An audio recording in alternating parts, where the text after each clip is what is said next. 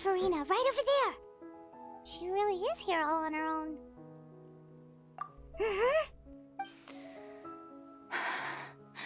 Should I just give up? This is all meaningless. What was meant to happen did happen after all. Everyone's dead. I'm sorry. I am so sorry. Give up, Farina. There's no point in holding out. I'm sorry. But what can I even do other than to repeat meaningless apologies over and over? Who's that? Don't worry, Farina, it's just us. So it is you, blonde traveler from another land. Why, I almost thought you were someone from that mob of my ignorant subjects, come to kneel and beg for my forgiveness. Farina, you were crying just now, weren't you? The tear stains on your face are obvious. What do you mean, tear stains? Oh, I remember. The show at the Opera House earlier this morning was so moving. I'm still trying to process it.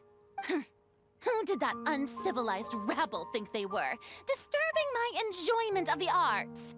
They even dare to tout their Archon. I must teach them a lesson. I can just imagine their twisted and frustrated faces once they realize that I'm nowhere to be found. Oh, and I'm sure Nouvellette and those people from the Marche Chaussee Phantom are freaking out right next to them, too.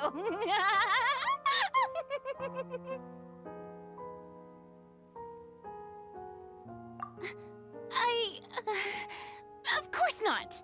Hey, there she is! The Hydro Archon's over there! Quick, after her! Farina, those people seem to be after you. They are? They're just some rabid fans who want to cut the line because they haven't been able to meet me in person, aren't they? That's against the rules. I can't let them get their way. Farina just ran off! Quick, we have to catch up with her!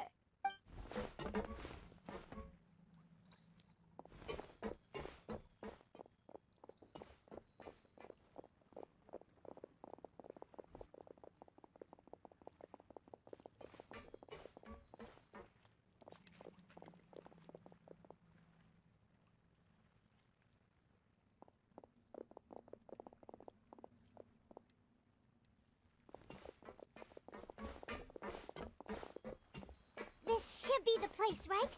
Hey, Farina! There's a good hiding spot over here. Quick, come to Paimon before the rest of them catch up to you. What is this place? Hurry, they're almost here. Fine. I suppose haste is warranted. Lead the way.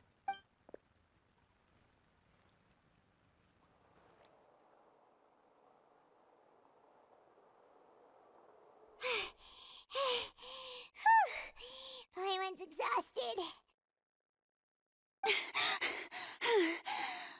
No, I mean, I merely gave in to the sheer enthusiasm they displayed.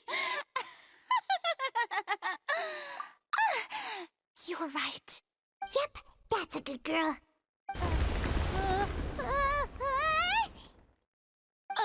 What's happening? The ground's shaking. Is it an earthquake? Yeah, a quake of this kind preceded the flooding in Poisson, didn't it? It can't be. It's happening again. Well, there's no need to worry too much about that. Nouvellette's made some emergency plans, so the evacuation should go a lot smoother this time. Yeah, I hope you're right. But the people of Poisson, they've already...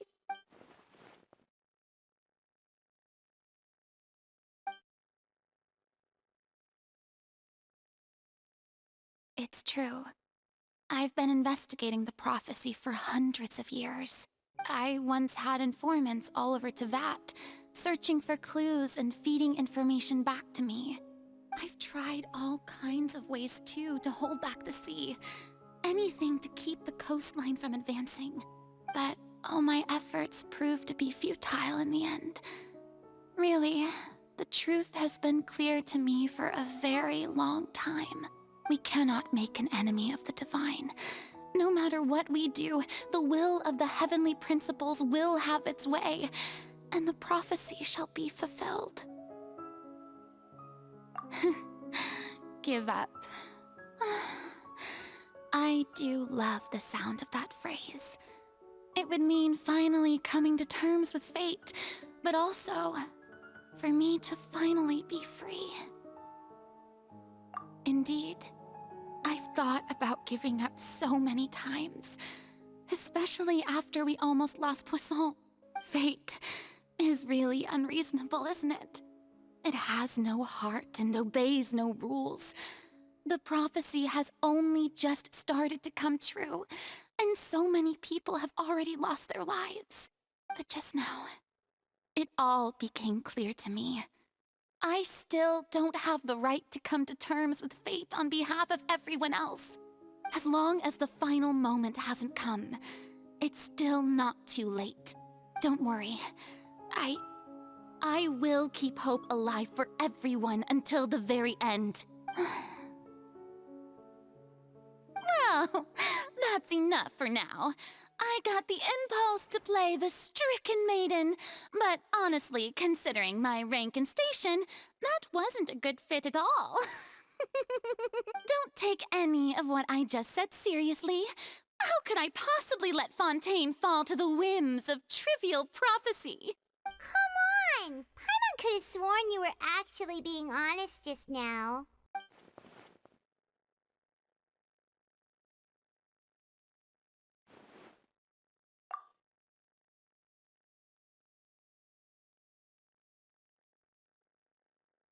Share my burden. That's impossible. It was fated right from the start that this would be my duty alone.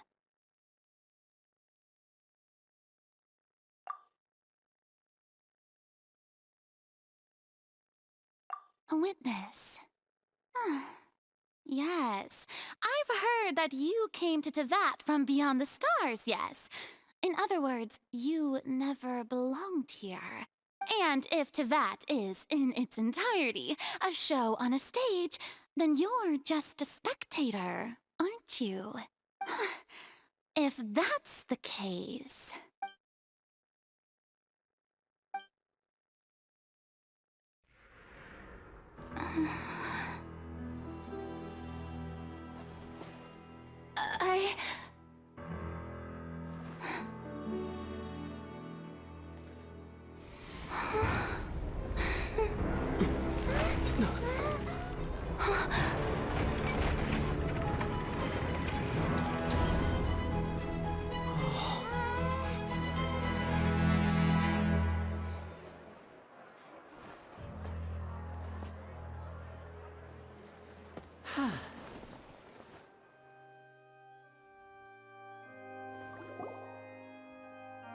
Ladies and gentlemen, this concludes my opening performance.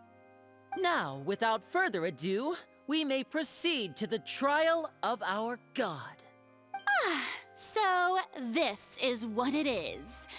Yes, you deserve praise for the effort you took to raise the dramatic stakes. Do not forget, however, that I am Focalor, the god of justice, the embodiment of justice itself. Does it not strike you as even the least bit absurd to bring the very concept of justice to trial? May I interpret these words as your refusal to stand trial? In that case, you will have the opportunity to defend your honor through a duel. You would draw your blade against a god? I see. It seems like you have made up your mind.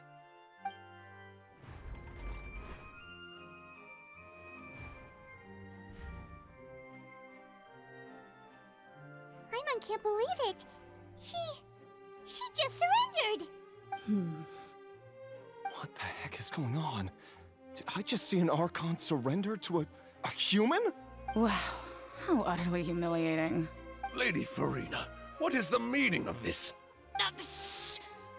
It would seem that there has been a misunderstanding. To be clear, the raising of both hands is not always an indication of surrender.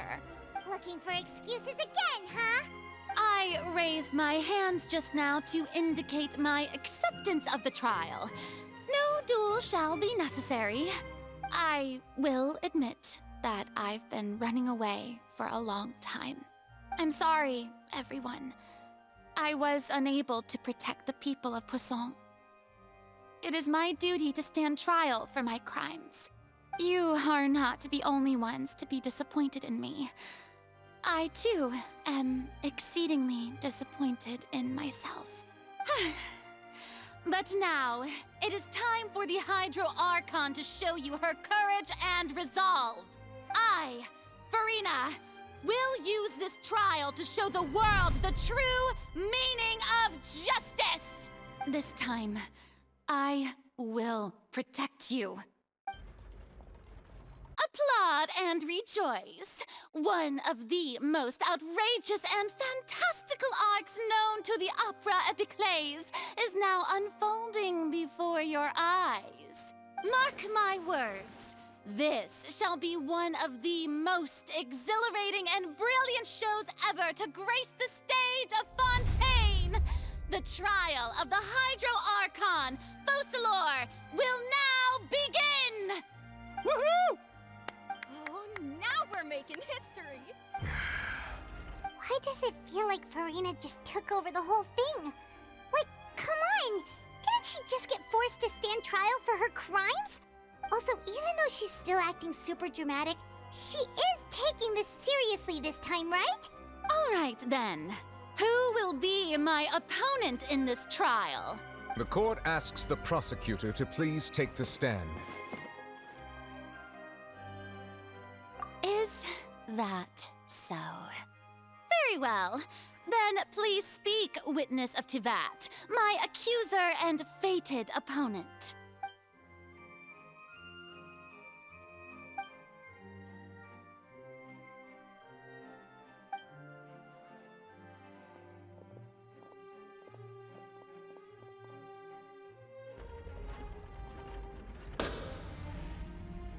Also, please allow me to ask, as a final question before the trial begins.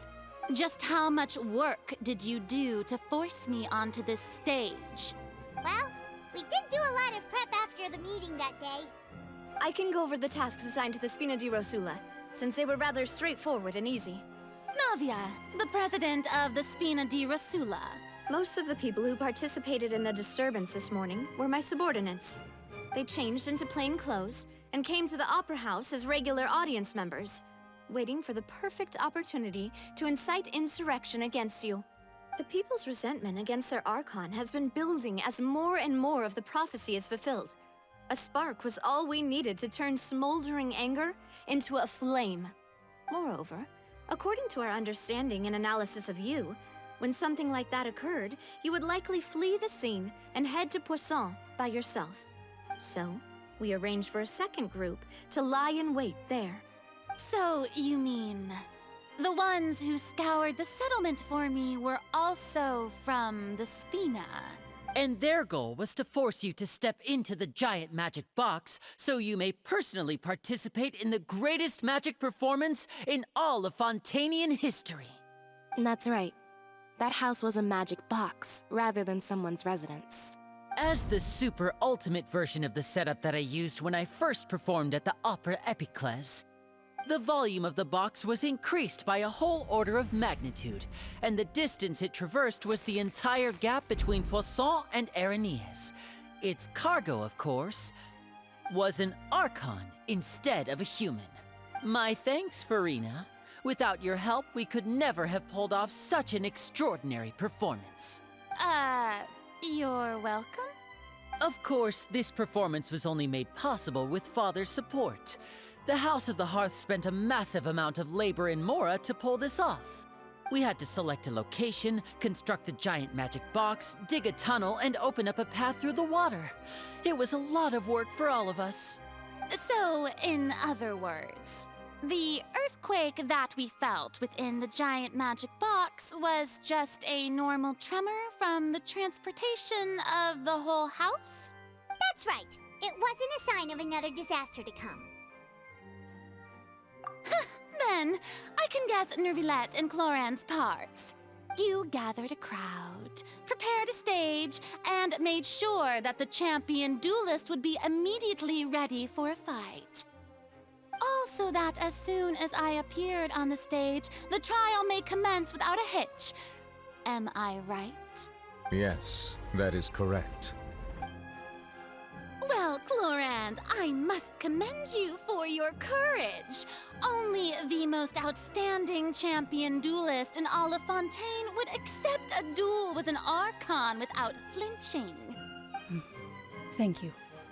As for you, Traveler, I suppose your role was to keep me distracted with conversation once you found me in Poisson. You'd make sure that I didn't notice anything amiss before revealing yourself as my prosecutor once we'd arrived onto the stage. Oh?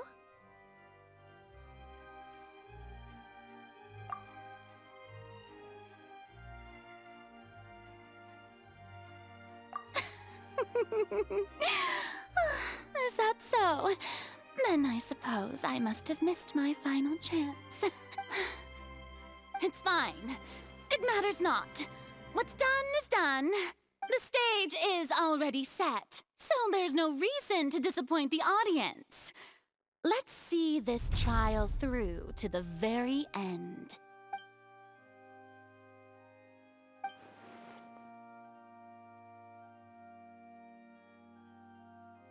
Sir Prosecutor, please allow me to pass this along. This is a document that Miss Charlotte applied for and received permission to share with you during the trial. According to her, it should speed up the proceedings. Huh?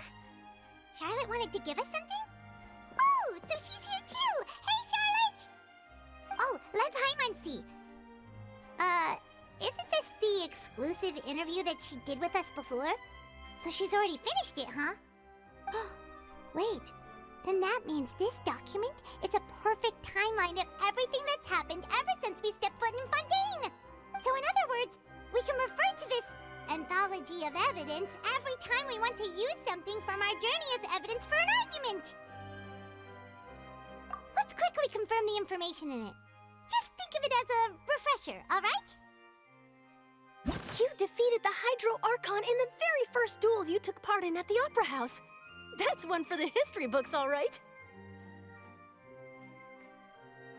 I didn't think that you'd wind up getting to the bottom of the case I'd been following all this time. I guess you could also see this as a happy coincidence. This is the first time Monsieur Nervilette had a difference of opinion with the Oratrice. Even the Hydro Archon can't figure it out. A Fatui Harbinger. She's an extraordinary person. Her instinct must mean something.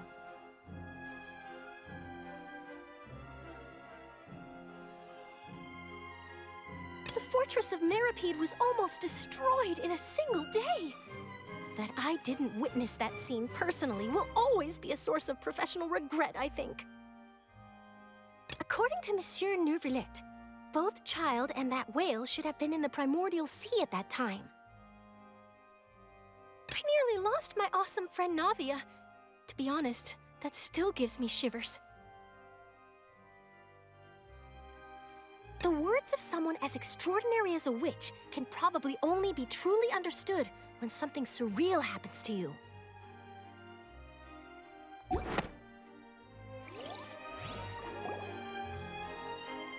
The prosecution and the defense are both in position. The trial shall now begin. Oh, come on, Nervilette. There's no need to repeat all the unimportant legalese. Just fast forward to the part where the prosecution lays out my offenses. As the defendant and the lead actress of this performance, I still haven't even been informed of my supposed guilt in all of this. Of course, it is only natural for humans to struggle to understand the actions of a god. However, you will need more than that to convict me of a crime. That's true. but my charge here is unrelated to your conduct as an Archon. Instead, I would like to charge you as a fraud who's never been the Archon in the first place. Wait, what was that? Lady Farina's a fraud? Hey, I came here thinking that we were going to try the Hydro Archon for forsaking our duty, but did I hear that right? She's not our Archon at all? Charge accepted. Lady Farina, do you plead guilty to the charge? Lady Farina. I plead not guilty. How can I be guilty? There is no way that I, Focalor, otherwise known as Farina de Fontaine, a member of the Seven and the Regina of all waters, kindreds, peoples, and laws of Fontaine, could be anything other than your true Archon. Yeah, even though Lady Farina can be rather eccentric, isn't it going too far to doubt her very identity? Yeah, I've never questioned her identity either. Sure, Lady Farina can be super irresponsible, but what grounds does that prosecutor have to make such a huge claim? I have cause to believe that common sense will prevail in this case. Many of the members of the audience have known me as the Hydro Archon ever since they were born. There would be no fooling their memory. See? Even the Oratrice has decided to show me its favor. Are you sure you want to commit to a charge that will never be upheld? If you wish to drop the case, I can promise you as the God of Justice that you will not have to face trial for making a false accusation. We will treat everything that's happened as a dramatic spectacle and move on with our lives. What do you say to that? Huh. An argument with near impossible odds, huh? We have to not only refute Farina's claims, but also overturn the long-held beliefs of the people. Well, I tried to give you the chance to surrender. If you must persist, then let me ask. If you believe I'm not the Archon, then what manner of being do you think I am? And if I was not the Archon, then how did I manage to live for over 500 years?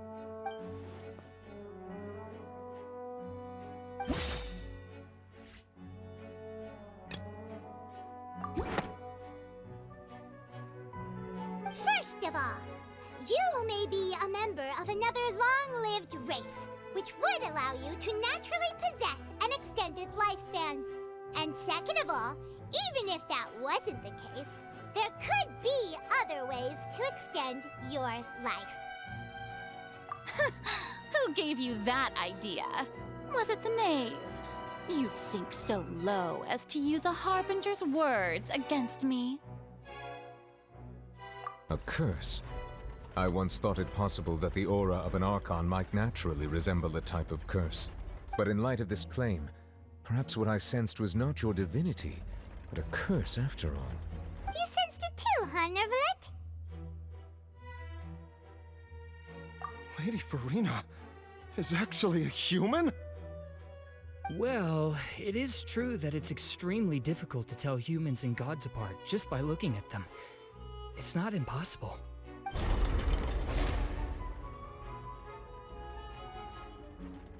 Well, don't start celebrating too early now. Even if I have been carrying a curse like you said, how does that prove that I am merely a human being? Besides, everyone knows that the main difference between a human and a god is the possession of authority. Gods can do what humans cannot. That's why they're worshipped as gods. For centuries, manifestations of my authority have served the nation of Fontaine. One need only to turn their eyes towards the Oratrice Mécanique d'Analyse Cardinal in this very opera house, or consider the indemnitium that is used in every aspect of life.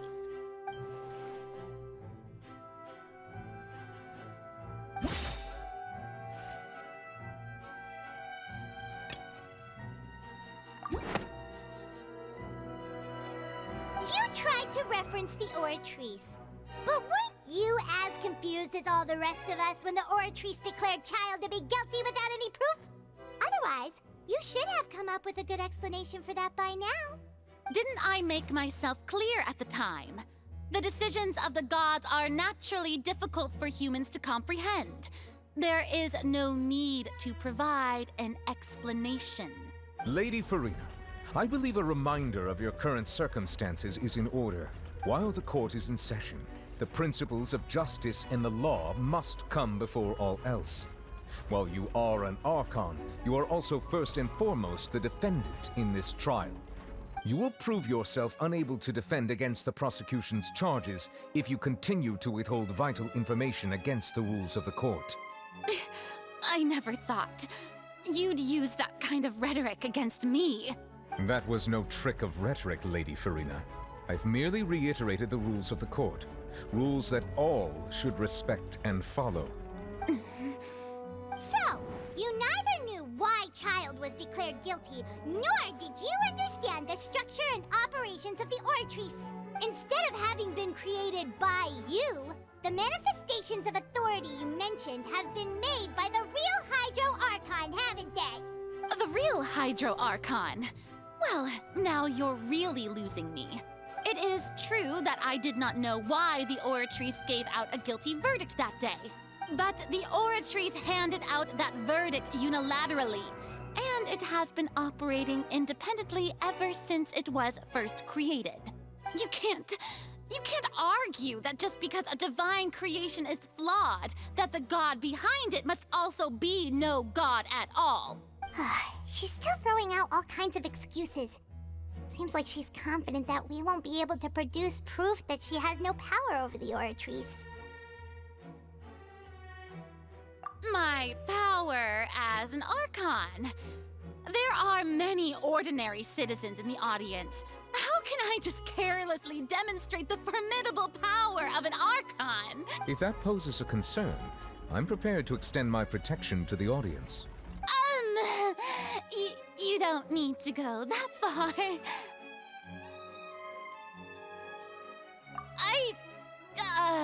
Aren't you the Hydro Archon? Or is it that you can't even wield the power of Hydro, much less the authority of a god? Indemnitium! Yes! It's all because of Indemnitium!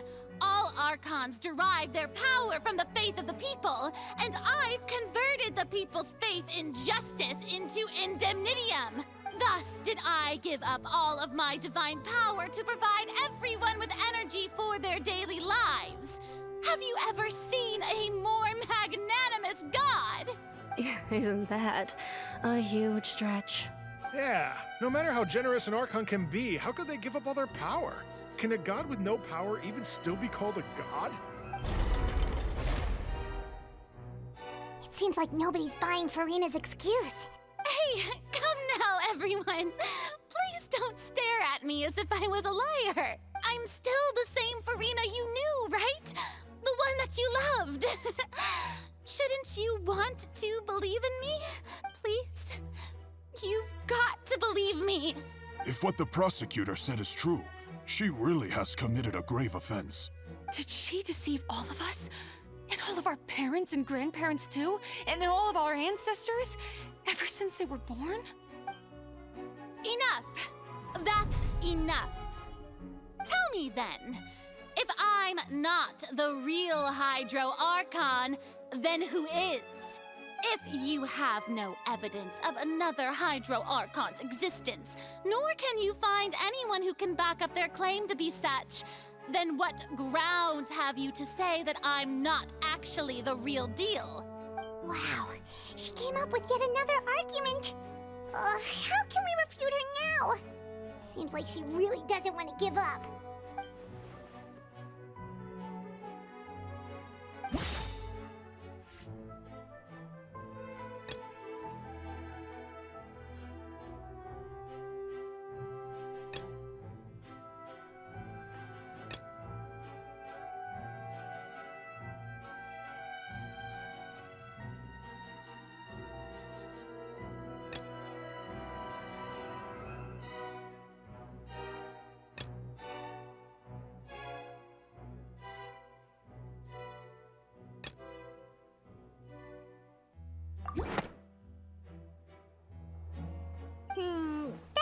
didn't sound right.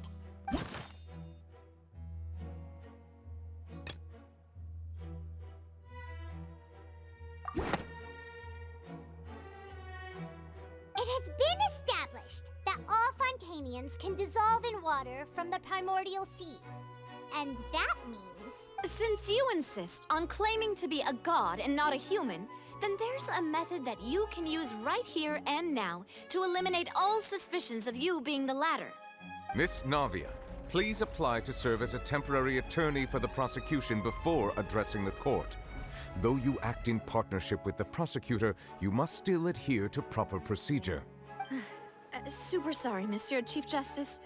I swear this really will be the last time that I'll speak out of turn. Now, I've brought some seawater from Poisson. As everyone knows, a massive flood struck the area not long ago, including those of some of my closest friends. So, Miss Farina, would you dare to touch some of this seawater? If we are to believe that you are indeed the real Hydro Archon, touching this seawater would have no effect on you. All it should do is strengthen your case. But if you don't dare to touch it, then we would have basically proved the reverse. Oh, and I must remind you that after the disaster at Poisson, nobody wants to see any more people dissolve.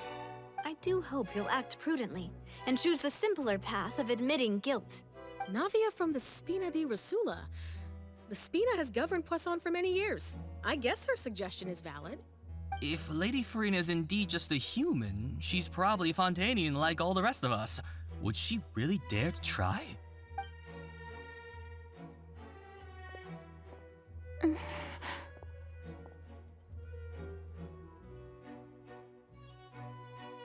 Lady Farina, this test has been unilaterally proposed by the prosecution. As it falls outside the realm of standard court proceedings, you possess the right to decline participation. Well, of course he had to tell her that. But refusing to participate is basically the same as a confession of guilt. She's just staring at the water without saying a single word. It really does seem like she's quite terrified of it. That could only mean... What's going on? Is she really planning to... that's not what we thought she would... Due to the inherent risk of the test, Lady Farina, you may... Hey!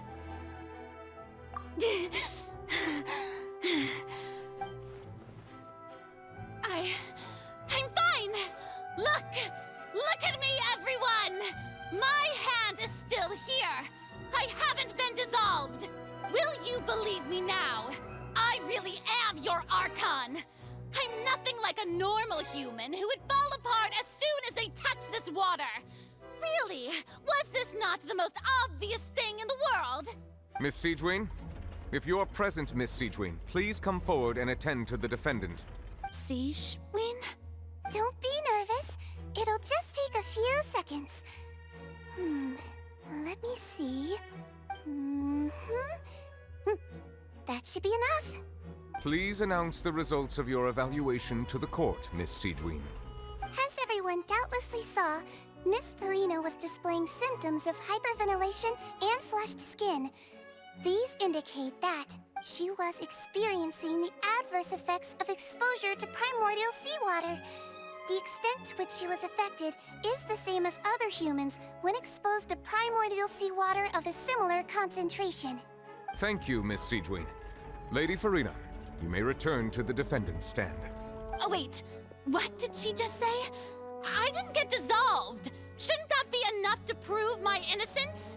Well, considering your tendency to run from your problems, we did originally prepare a direct sample of the seawater around Poisson.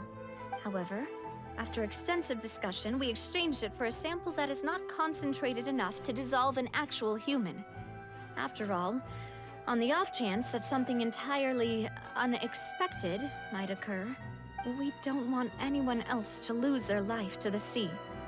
Yeah, so out of regard for Farina's life, you secured a low-concentration sample and asked the head nurse to serve as an expert witness. It's a great thing that the direct sample wasn't actually used. Farina could have...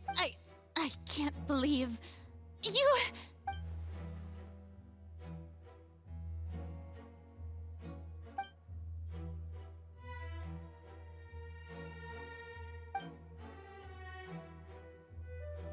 Listen to me! Listen to me, everyone! Please don't give me such cold and disdainful looks!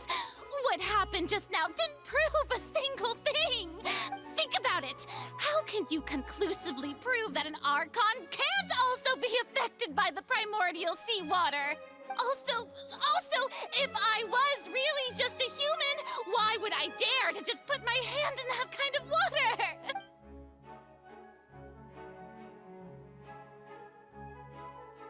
Please, everyone, anyone, just listen to me! I swear, I really am your Archon!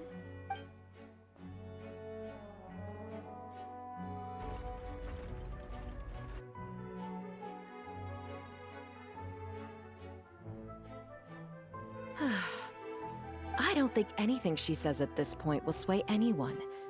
The odds are just too stacked against her now. With all the things that have been said, Paimon doesn't think there's any way left for Furina to win. I believe the time for arguments and presentation of evidence has come to an end. If there are no objections, we will move on to the final judgment.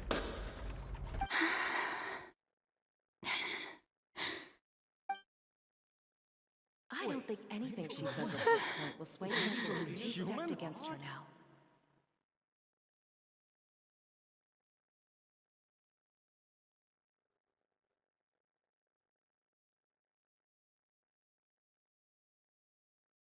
In my capacity as Chief Justice, I shall now render judgment on Furina's misrepresentation of herself as the Archon of Fontaine.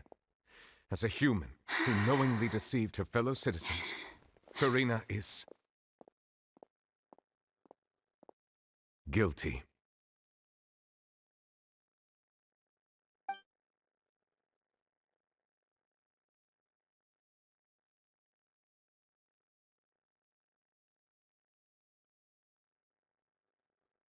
We shall now turn to the Oratrice Mécanique d'Analyse Cardinale to render the final verdict on the charges.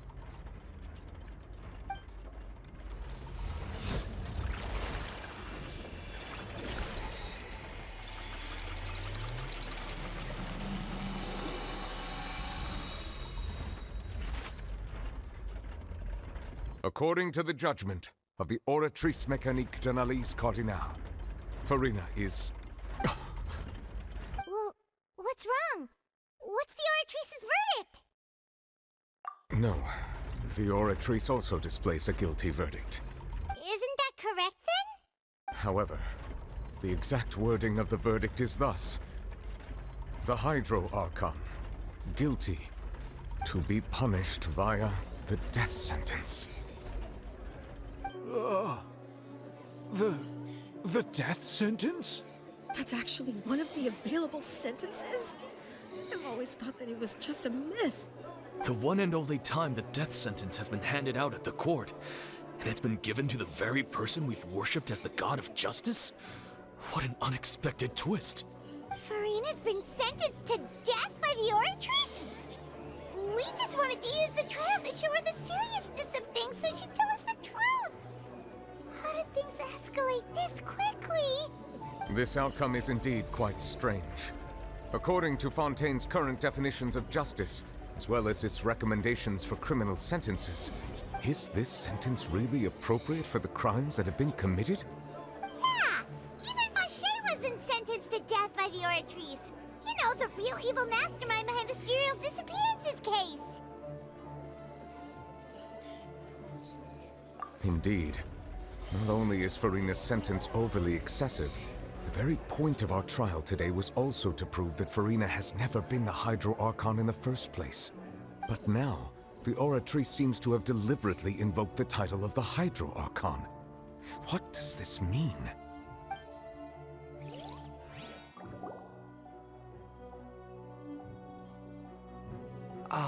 Excuse me, if I may interrupt. Is the trial still going?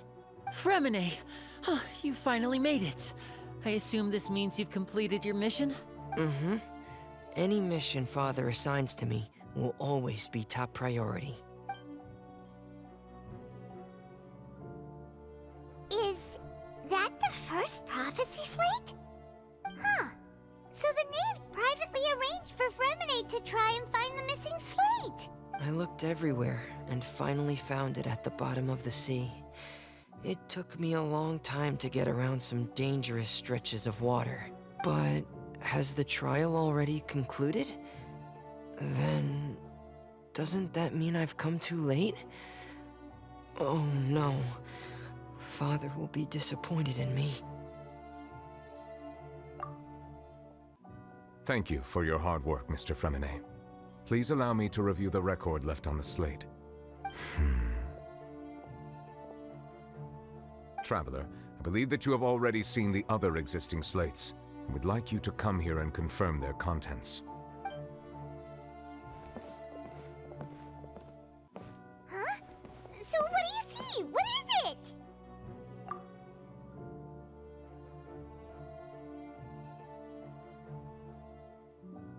I believe I've now made sense of the Hydro Archon's crime.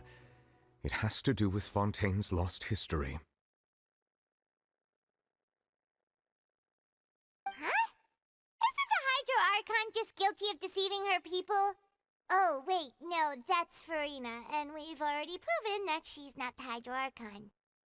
So when you say Hydro Archon, do you mean the real Hydro Archon we've been kinda talking about? In truth, everything that you've encountered in Fontaine up until this point can be traced back to the contents of these stone slates. However, I'm uncertain as to how much sense they currently make to you. Okay, let's try to recall the contents of the other 3 stone slates. Paimon will do her best to help you remember.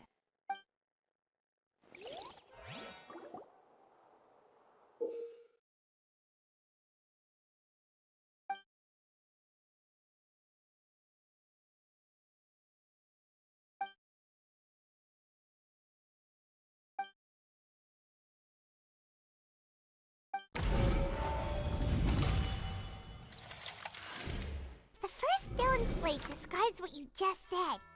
It seems to show the previous Hydro Archon using her divine power, and then the Oceanids turn into humans. Does that mean that Fontainians are transformed Oceanids? Oh, Paimon wasn't expecting that. But if Oceanids can turn into humans, then perhaps this process can be reversed as well. The second stone slate shows Celestia floating in the sky, and the Hydro Archon and her people worshipping it together. But the heavens still brought judgment down upon them. This must be the point when the Hydro Archon and the Fontainians were branded with their original sin. Does this mean that the original sin and the Hydro Archon sin are the same thing? The third slate shows the Hydro Archon sinking into the sea surrounded by many people. That reminds Paimon, didn't we also watch that happen to someone else? Well, the fourth slate is the prophecy the Fontainians have been talking about. People dissolving into the sea, the Hydro Archon crying on her throne, and so on. We didn't believe that such a crazy disaster could happen at first, did we? But after that incident, it was just a question of when and not if.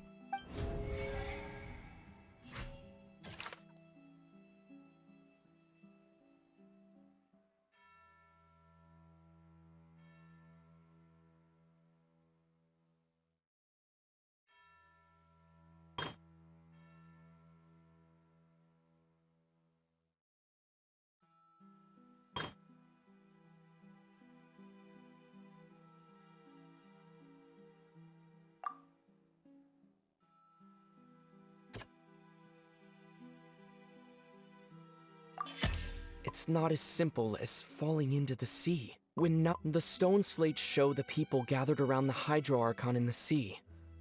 Could that be alluding to the same thing?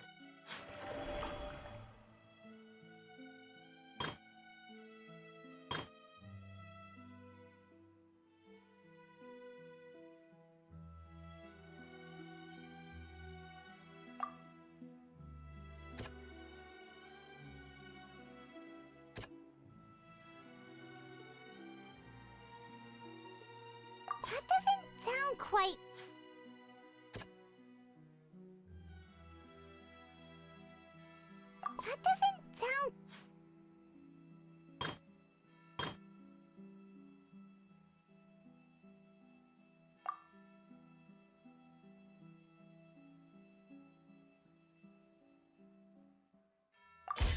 We know from the case of the serial disappearances of young women that Fontainians can be dissolved in primordial seawater. And the first stone slate tells us that long ago, the Hydro Archon used her power to turn Oceanids into humans. This might be the reason that Fontainians can dissolve.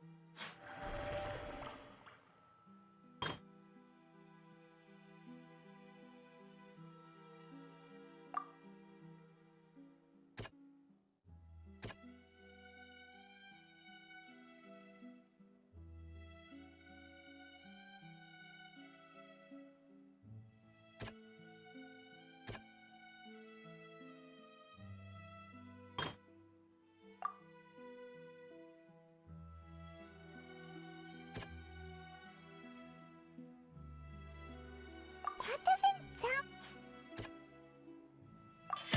The prophecy from the stone slates found its way into society, but not many people believed it at first. The fortress of Meropide was nearly flooded with primordial seawater, which we know can cause Fontainians to dissolve.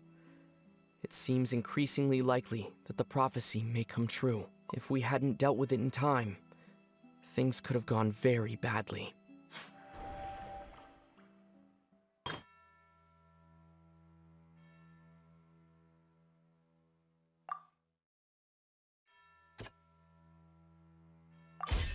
Perhaps what is about to take place has all happened before. The true sin of the Hydro Archon that Nervalet mentioned, and the original sin cast down on the people of Fontaine by Celestia, as recorded on the stone slates. They'll dissolve into the primordial sea but won't cease to exist. Their essence will flow in the seawater, converge, and take the form of an Oceanid. The Hydro Archon was sentenced to death in court, shocking everyone present. Perhaps this means that her sin was actually Fontaine's original sin. Navia fell into the water inside those ruins, and she nearly dissolved. She was surrounded by the people of Poisson in a court within her consciousness, and was forced to take part in a trial meant to make her stay. The eruption of the primordial sea at the fortress of Meropide was the surest sign that the prophecy was about to come to pass no matter what. The prophecy's contents can all be verified by recent events. If we combine what we know together, loads of truths should come to light.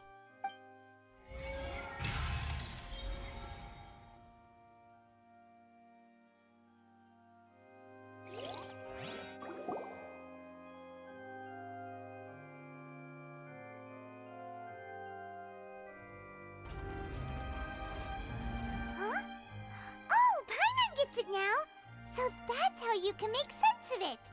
But then it feels like we're going to have to share some truly shocking revelations. Let's hear them.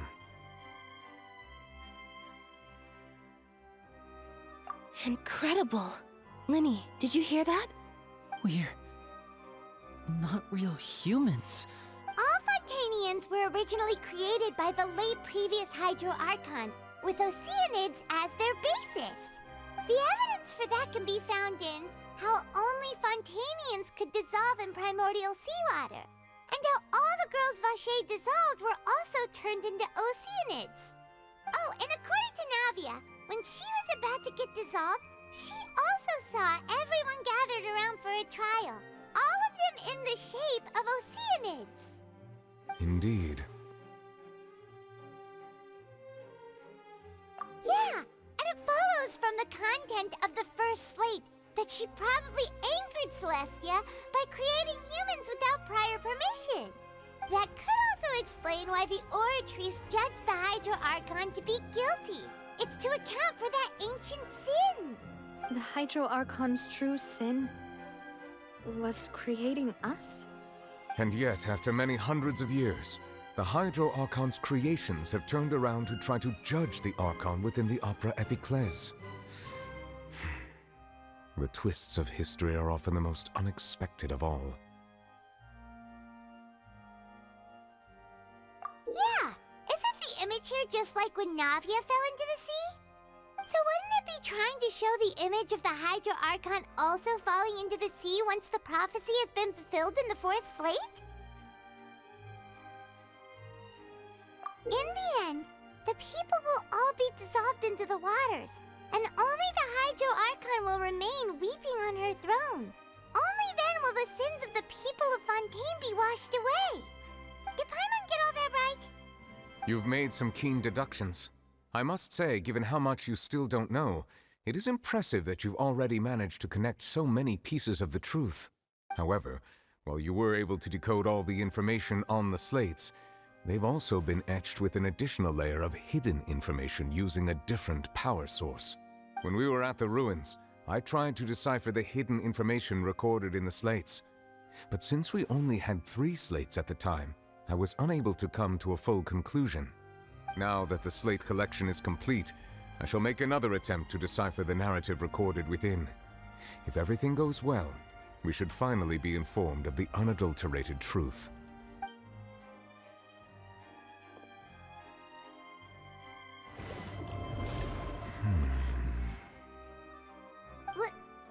Well? Did you get it? I believe I should share this truth not only with you, but with all the people of Fontaine as well.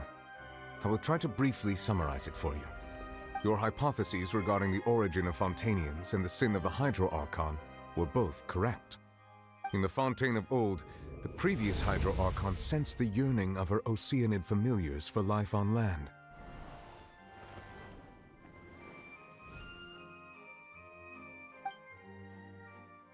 The Oceanids were enamored with the beauty and romanticism of human beings, and wishing to have those experiences for themselves, expressed to the Hydro Archon their desire to become of a similar kind. However, even though water as an element is intricately linked with the power of life, the Hydro Archon, as one of the 7, did not possess the authority to create a new form of human life. Not one to give in, she eventually found a way to create permanent humanoid bodies for her familiars by appropriating the power of this planet's primordial sea. She poured primordial seawater into the Oceanids' blood vessels, creating humanoid mimics in the process. But if Fontainians were to ever come into direct contact with water from the primordial sea, the power within their bodies would escape these artificial restraints and return to the sea. As a result, their forms would collapse, and they would be reverted to their original forms as Oceanids. Of course, the Hydro Archon never received permission from the heavenly principles to create a new human race. And thus, the Hydro Archon and all of her creations came to shoulder the original sin of appropriating the power of the primordial sea. That is the true history of how the people of Fontaine first came into being. So we were all Oceanids before we turned into human beings? That's way too much information for me. I think I'm just going to pretend that I never heard a single thing. Wait, but if that's the truth, we can't let the Hydro Archon be sentenced to death. After all, her only sin was creating us. This really might be too much information for your regular Fontainian, but it does answer a lot of our questions. Alas, your hypothesis regarding the 3rd and 4th stone slates was inaccurate. The slates' respective positions are, in fact, correct. A key point of the visual on the 3rd slate is how all the individuals depicted in the water are humans rather than Oceanids. They have not been dissolved, which implies that the water depicted in this slate is not water from the primordial sea. The nation of Fontaine is the nation of Hydro, as well as the nation of trials and justice. Instead of being the literal element, the water in the scene symbolizes judgment and justice. You may also recall Navia's experience. When she fell into the sea, her consciousness was surrounded by that of many others who intended to hold a trial to determine her fate. Therefore, the meaning of the 3rd slate is that the people of Fontaine shall try the Hydro Archon at the court of justice. Yes, it refers to our present situation. I think I'm following now. So, what you're saying is, even though we decided to put on this trial to avoid fulfilling the prophecy, in truth, everything we've done has happened exactly as the prophecy foretold. So now, it seems, we're the ones making sure it comes true. What should we do? Huh. No matter what, the prophecy will be fulfilled. Is this what it feels like to be a prisoner of fate? If that's the case, does that mean the scene in the fourth slate will also be fulfilled soon? Traveler, I would like to point out another small fallacy in your deductions. About the fourth slate, you probably thought that the eruption of primordial seawater beneath the fortress of Masquerade served as the surest sign that the prophecy was about to come to pass, yes? However, I believe that rather than being a sure sign, that eruption could in fact only be a small warning of something far worse to come. As for the root cause of the catastrophe, I believe you've already encountered it once before.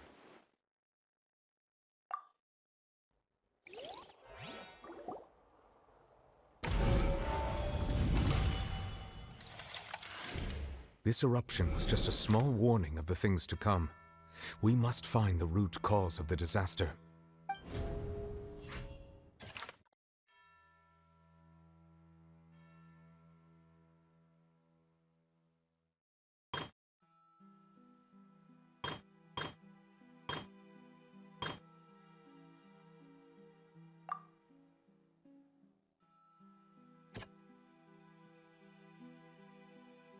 That doesn't sound...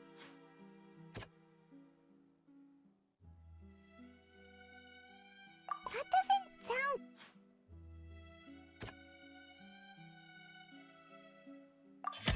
It was both dream and reality.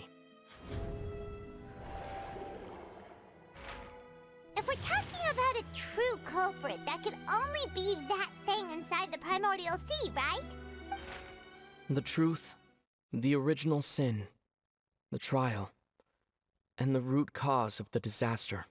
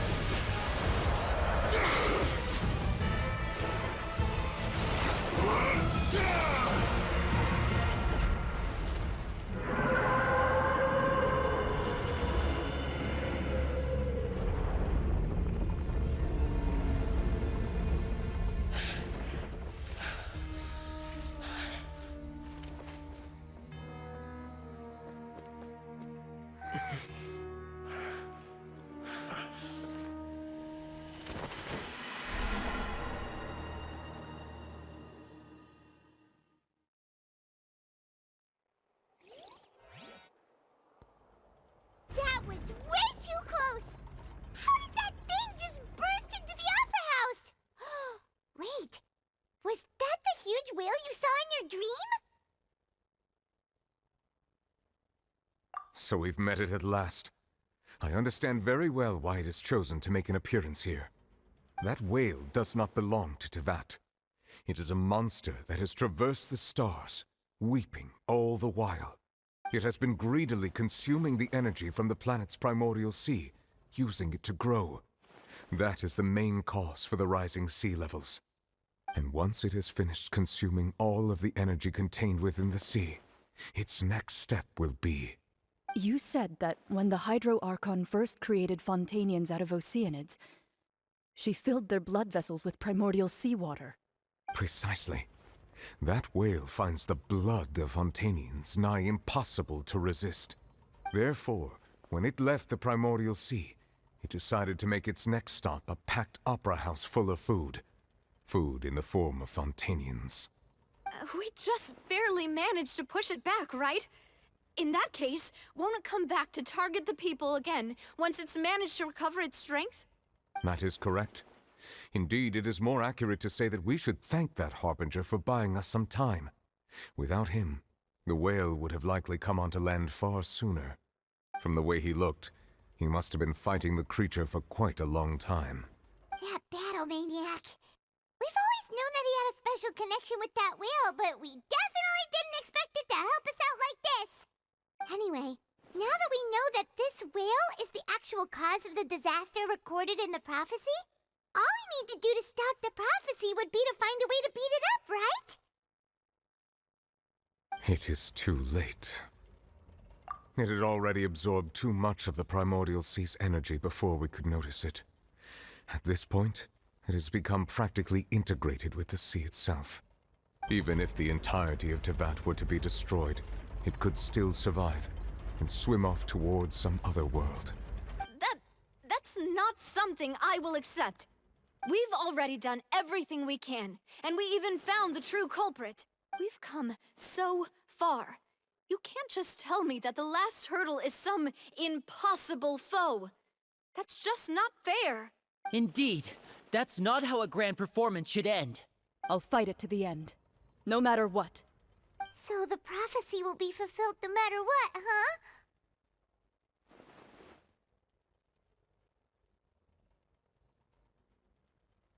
The prophecy. Yes, what has been prophesied will be fulfilled. You may view such things as the history of the future.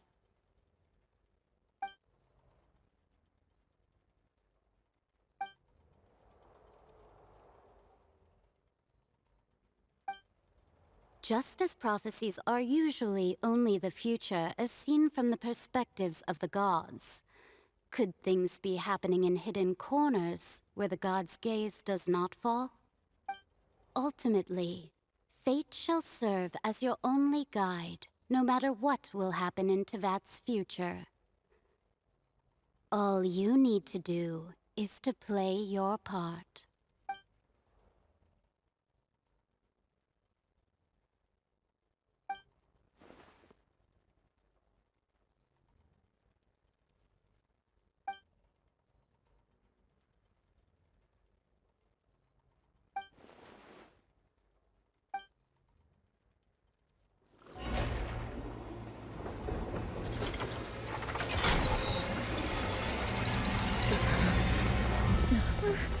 What's happening with the aura trees? I believe it is preparing to carry out the death sentence.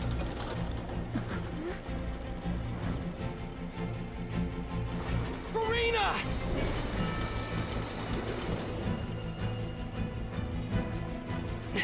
No, I still need answers.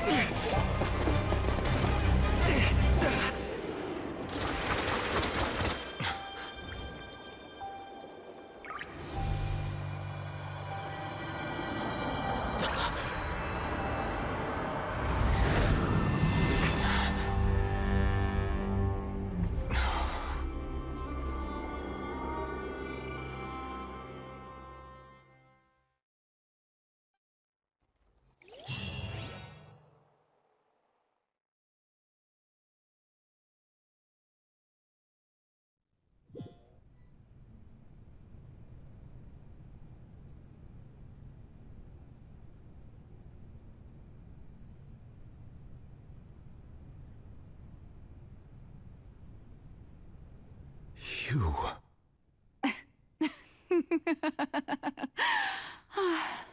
Sorry.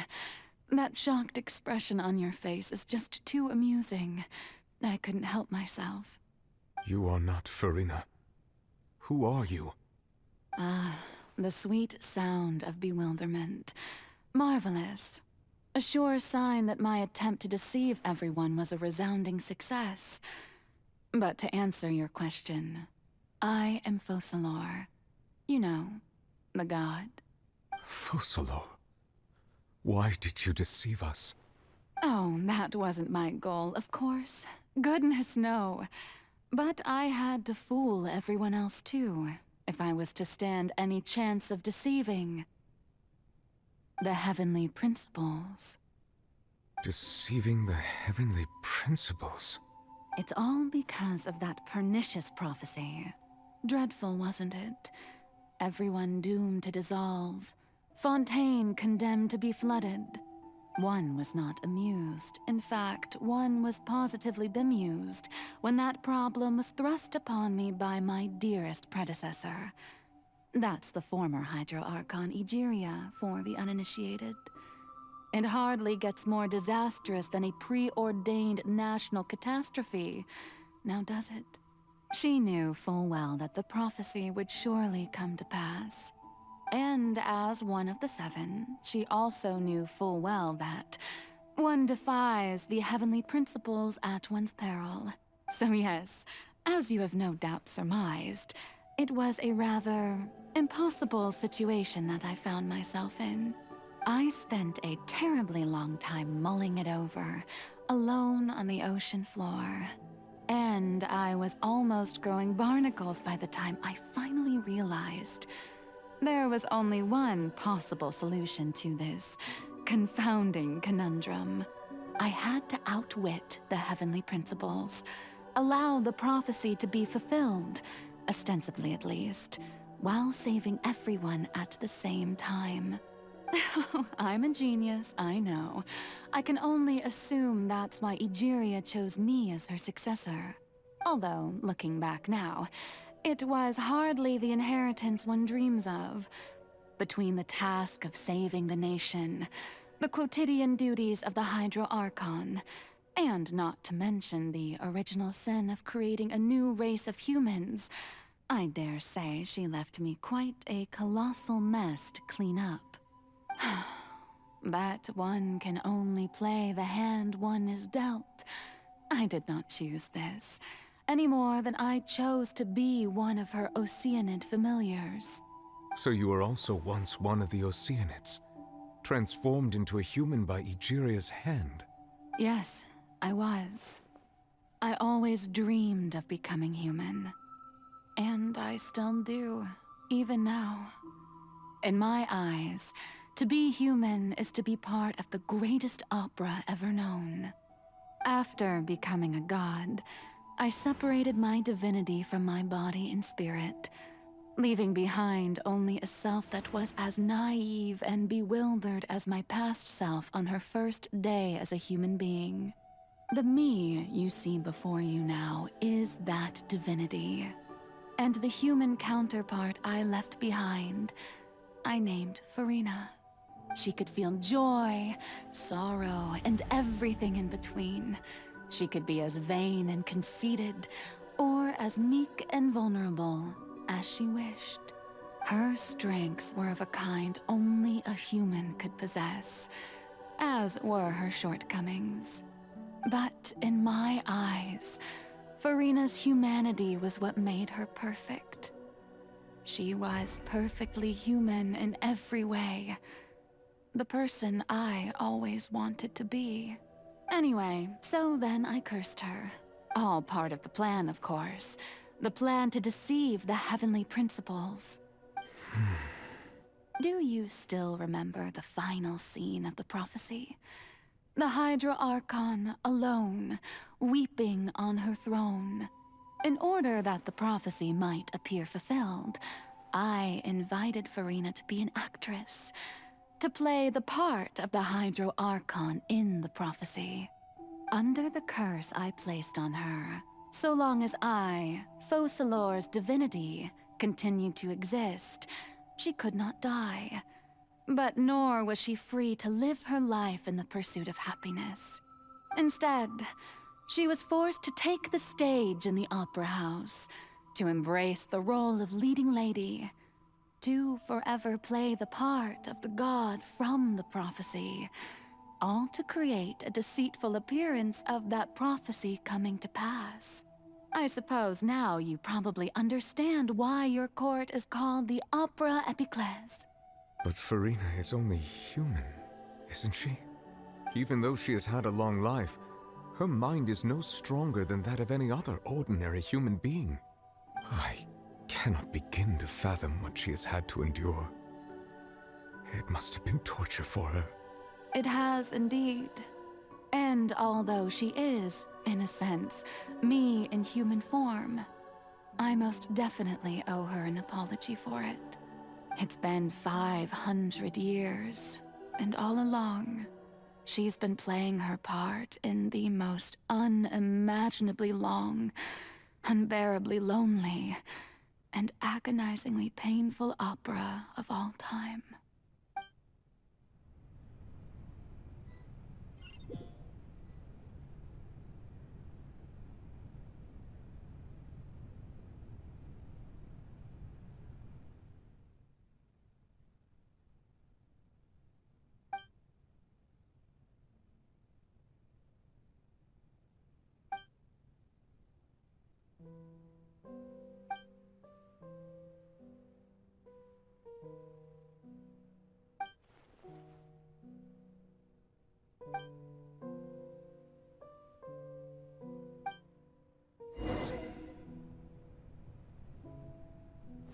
The wind rises.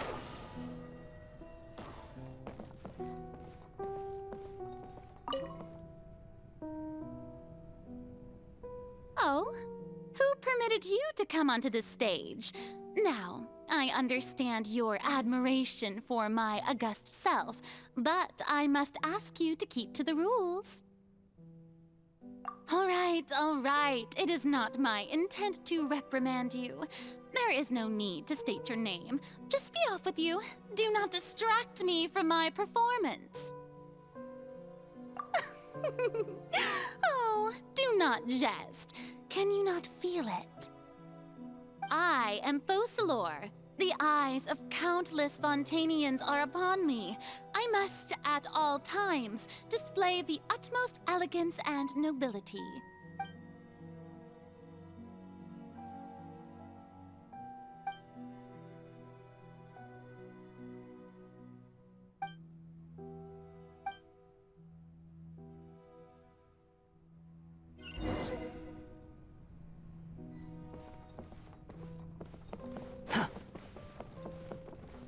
Dear audience, the performance is experiencing a technical difficulty, but worry not.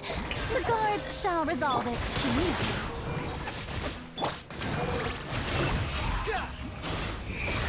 You're dead.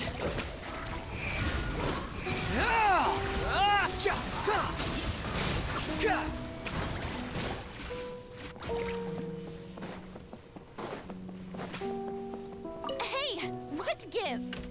The audience is still watching me, you know. Guards?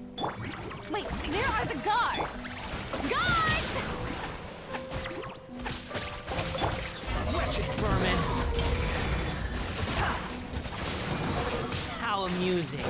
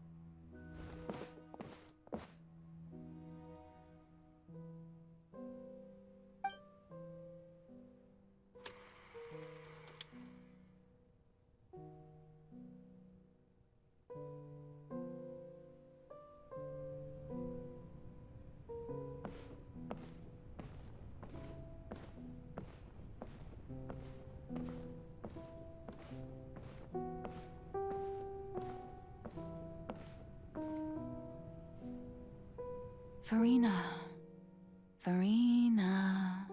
Huh? Who's that? Who's calling me? Where are you?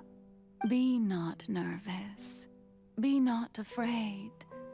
I am before you. Wait a moment. You're near me? How can this be? Mirror you, huh? You know what? That's not bad. Let's go with that. Mirror me. What do you wish to say? The prophecy. Have you heard of it? What prophecy?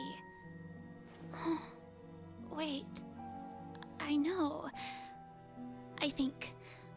I don't know why, but it's in my head somehow. The people will all be dissolved into the waters, and only the Hydro Archon will remain, weeping on her throne. Only then will the sins of the people of Fontaine be washed away. Oh, very good. You know it well. What's going on? I can't seem to remember anything clearly. The only thing I know for sure is this prophecy. Will it really come to pass? Yes, it will. And that is why I've come to you. Disaster will come to Fontaine sooner or later. Things will develop just as the prophecy declared. There is no escaping it. But doesn't that mean everyone will die? I'm a Fontainian just like them. Will I dissolve too? Oh, don't worry. Magical meetings exist in this world precisely to give people a chance to turn things around. It is the reason why you met me today. I will tell you how to save everyone, but you may have to suffer somewhat. Oh, so there's still hope after all. Goodness, you frightened me. You spoke so much and with so much certainty. As for the suffering, well, I will admit that the first thing that came to mind was, why do I have to be the one to suffer? But if the prophecy will come true, I'll also die anyway, right? So if I've already met you as my magical meeting in this world, if there were scales, with all the people of Fontaine on one side, and my pain on the other, is it not obvious where the scales should tilt? You truly are the perfect human. My ideal. I suppose this would also be the justice that belongs to you. Huh?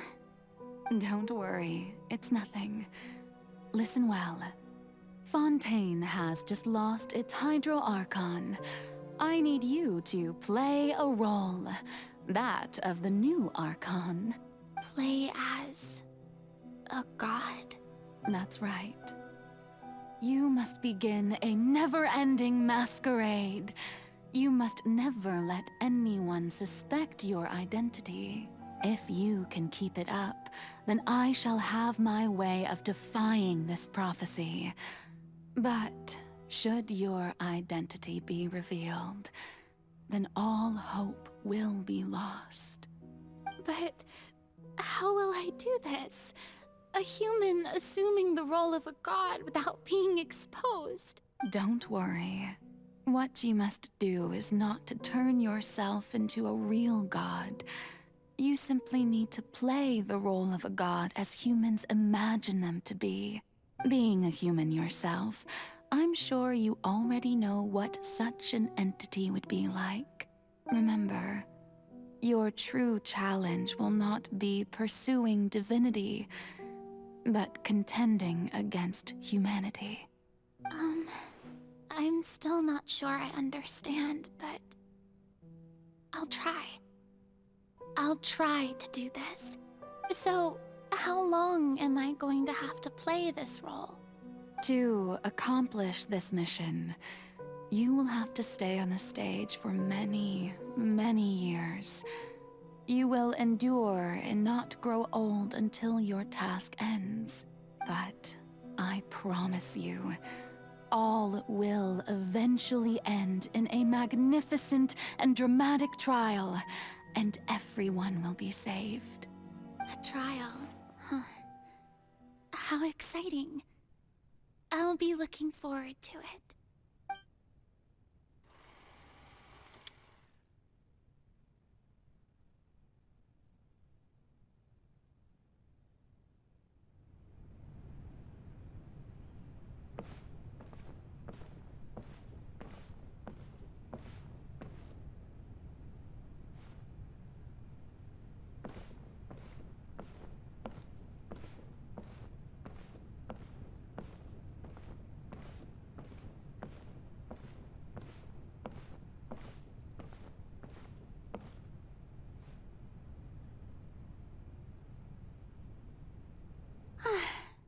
The Maison Cardinalise has announced my accession, but this is my first time facing the people. What should I say to most appear like a god? To be honest, I still don't know. Perhaps I should first try to act natural. Ladies and gentlemen, good evening, and welcome to the Opera Epiclese. I'm sure you've all heard about how I have taken on the role of Hydro Archon. Indeed, I am Verena de Fontaine, your new Archon. In truth, I know little about becoming a nation's new god, but it will be my honor to guide you all. As the god Focalor, the god of justice, I shall do all within my power to lead you into an age of fairness and justice. Once again, thank you all for coming. If you should have any questions or suggestions, please send them to the Maison Cardinalise. The future of Fontaine will require us to work together, after all. This should do it. I thought I might stammer, but thankfully, I was able to convey my thoughts just fine. Okay, and next. That's the new Hydro Archon. Is this some kind of joke by the Maison? I would have thought that a being that surpasses humanity would be a bit more assertive. Hey, did you hear that? She even told us to send her suggestions there at the end. Shouldn't gods be all-powerful? She's being so modest. What's the difference between her and an ordinary person, then? If you ask me, perhaps the succession didn't actually happen. She might just be a Maison-back puppet. Wait, what's going on? Why is everyone suspecting me of being a fake? Oh, this is bad. If I get exposed here, there'll be no saving the people from the prophecy. Right. Mirmi said that I just need to play the role of a god as humans imagine them to be. Calm down, Verena. Think. What do the people want? How would they imagine a god to speak and act? Assertive, with a strong sense of presence. One who can dispel all doubt. That is the character I'm fated to play.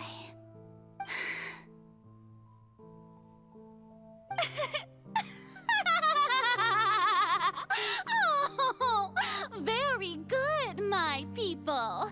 Only ones such as you are deserving of my rule.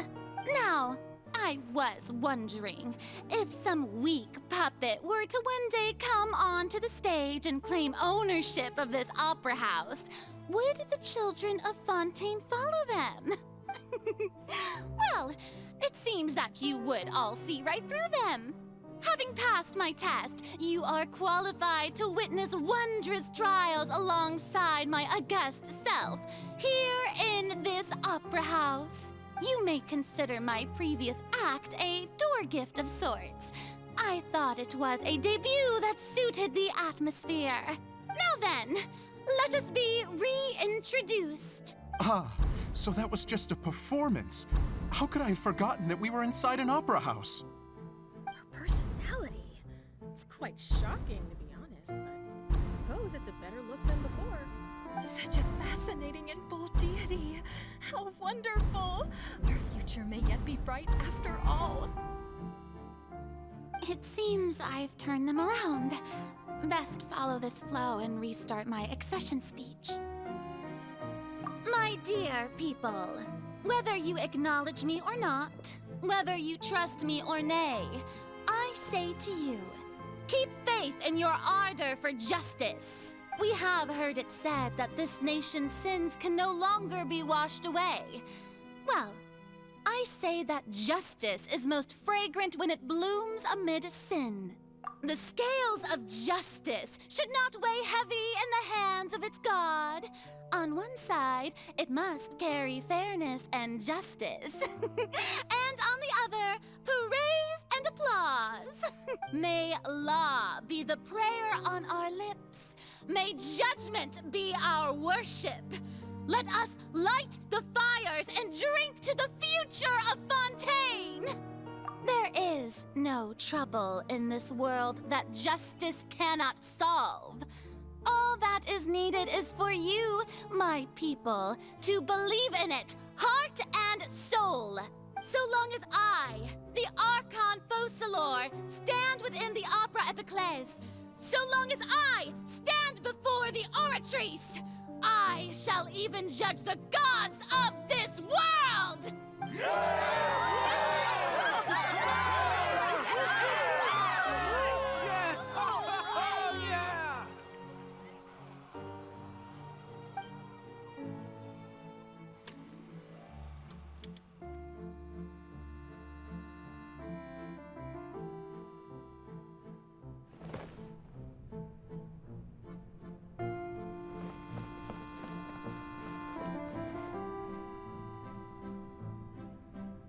Lady Farina, here are today's case reports, as well as a summary of the follow-up for your perusal. Come now, was I not just at the Opera House in person? Leave these kinds of things to Neuvillette. Besides, none of these trials were the one that I'm looking forward to the most. If I may be so impertinent, what kind of trial are you truly looking forward to? A magnificent, dramatic, and wondrous trial. A trial to end all things. How could you hope to understand? That's true. I fear I lack the ability to grasp your divine thought, Lady Archon. No need for fright, and do not take what I said before too seriously. Go now, do your duties. The trial I await. It will come one day.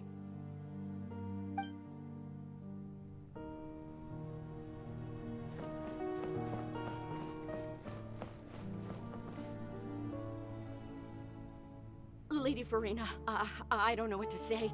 Thank you for agreeing to see me. No need to thank me. Or rather, thank your own sense of perseverance instead. Long have you stood in line to meet me, have you not? Oh, I'm afraid that's just an inevitable consequence of my divine charm. All right, Deoteria, is it? How is your son's illness? You remembered me, and you knew of my family, too. He is doing much better now.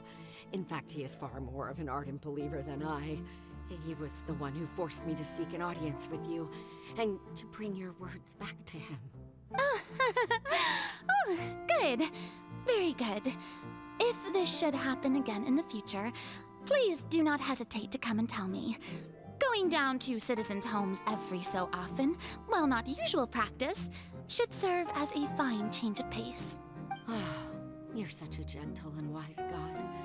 Thank you once again, on behalf of my son.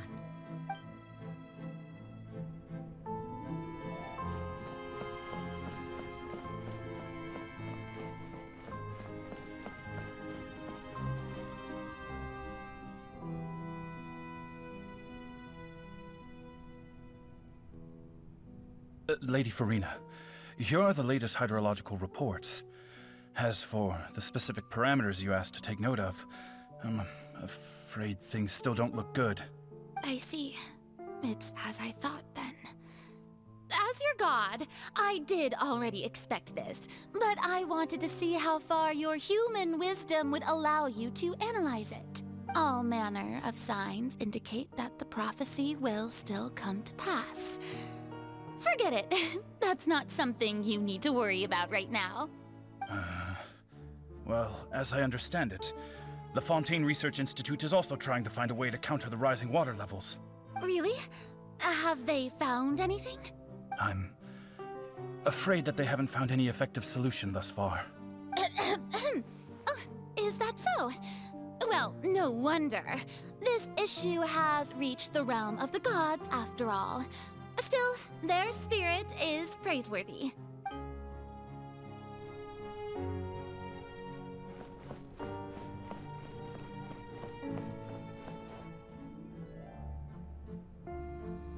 The day is finally over. I haven't had a moment to breathe this whole time, but it's good to see that everything's getting on track. There are no longer any voices of suspicion. Maybe this is fine. I just need to keep going, and everyone will be saved. All right, Farina, don't think too hard about this. You need rest. Tomorrow's a new day.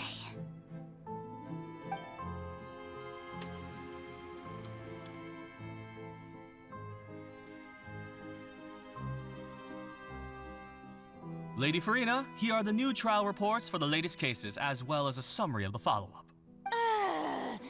There'll be no need for that. I've seen them already. There's no need to go back over scenes I've witnessed in person before. Lady Farina, I've waited so long for this chance to see you in this manner. Indeed, my dear, loyal citizen. This joyous moment is an honor for us both. Lady Farina, we're detecting significant hydrological anomalies near Poisson. Understood. Keep monitoring. Keep me informed should anything come up at the Institute.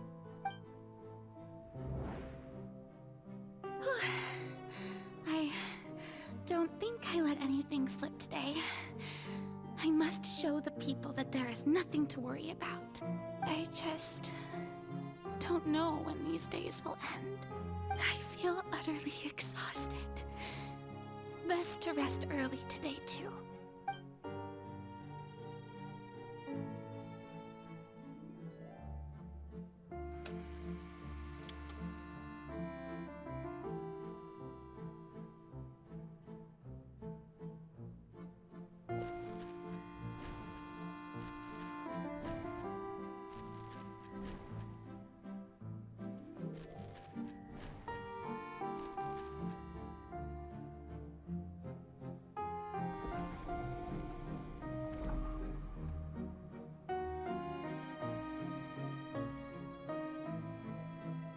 Lady Farina, it's like a dream being able to speak with you up close like this. I've heard that the first member of our family who was honored to receive an audience with you was Madame Dioteria, almost 20 generations ago. And what a fine family yours is indeed. It brings me great joy to meet such a faithful believer, a descendant of a line most ardent. Surely you exaggerate, Lady Farina. My lady? What is it, good citizen? Are you crying? Oh, really now? I didn't even notice. This must be the overflow of hydro from my person. Well, can't quite help being the god whose dominion is the waters, can I? No wonder. No wonder. A manifestation of your power, then. Oh, Archon, I am honored to have witnessed it. Honored indeed.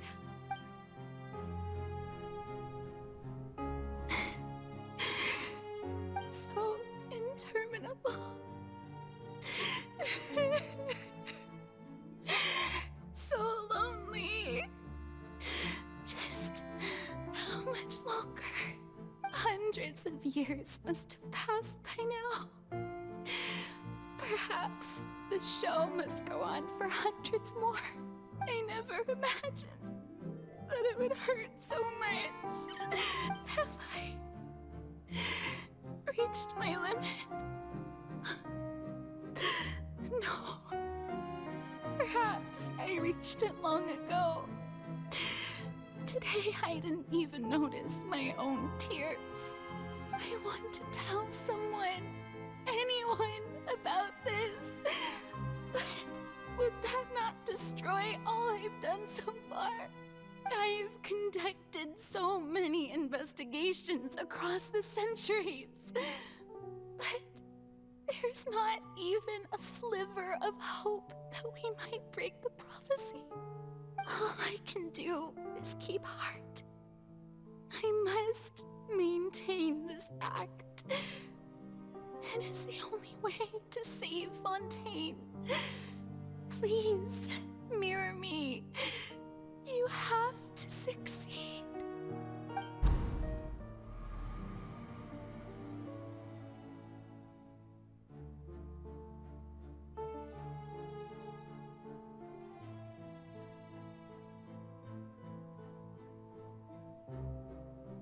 Farina, you don't have to shoulder this burden alone. Although I don't know what you might be keeping from everyone. Your people are more than willing to share your burden with you.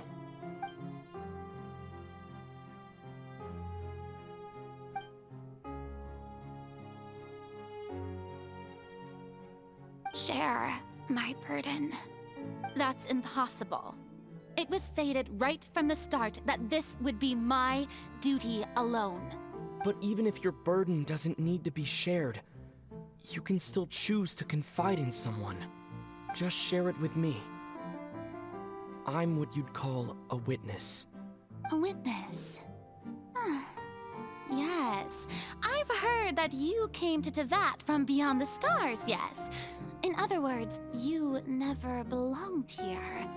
And if Tevat is, in its entirety, a show on a stage, then you're just a spectator, aren't you? If that's the case... He's right. I could confide in him, couldn't I? But if things don't play out as expected, the people of Fontaine will be the ones to pay the price. No, Farina. You shouldn't be selfish. But what if it's really all right? Farina, you've worked so hard for so long. Surely it would be okay to put yourself first for once. Just this once. Is it such an outrageous thing to do anyway? To find someone in whom you can confide your frustrations and sorrows? Surely it could not hurt. If you let this opportunity slip through your fingers, it might never come by again. Think about it long and hard.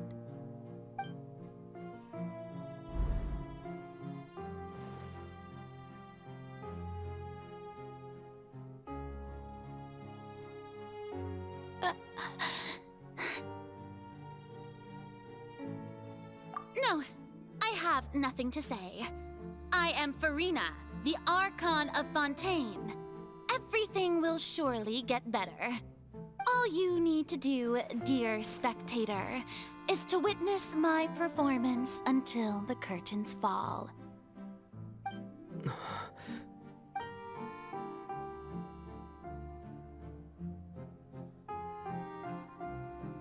Fine.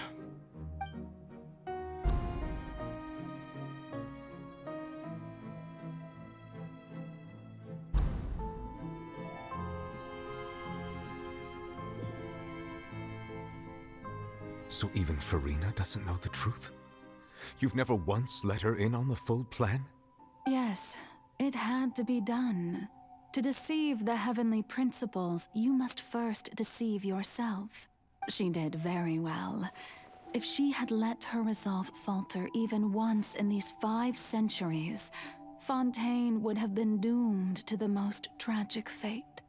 It seems that trusting humanity was the right decision after all. I believe that I understand how your deception works, but that is only half the truth, is it not? How would you build on this foundation to save the people of Fontaine? That is the most important thing. Ah, Good, good. Of course, the Iudex of Fontaine has pinpointed the crux of the issue. I'm sure you've long sensed that the Oratrice is no simple machine, yes? I've always suspected that it had its own consciousness. And Lenny did mention that he heard a human voice within the core chamber. It now seems that that person was you, hidden within the machine all along. Am I right? And then I became one with the Oratrice, taking Fontaine's gnosis with me. Yes, it would seem so, wouldn't it? Alas, your understanding of this device still lacks sufficient depth. In truth, it is no enactor of justice. It is, in fact, a device created to kill the god of justice. I beg your pardon? Oh, you have it. And to be more precise, not only will the Oratrice take down the god of justice, it will also take down the divine throne upon which she has been placed.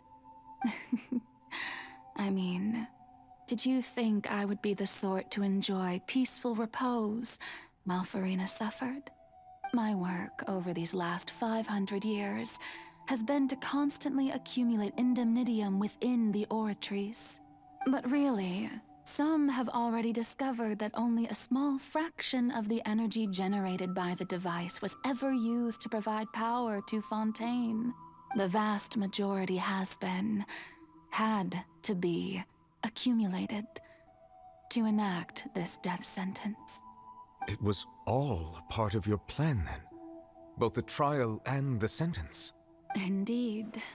This power, accrued over 5 centuries, could have sustained Fontainians for millennia had it only been used for that purpose.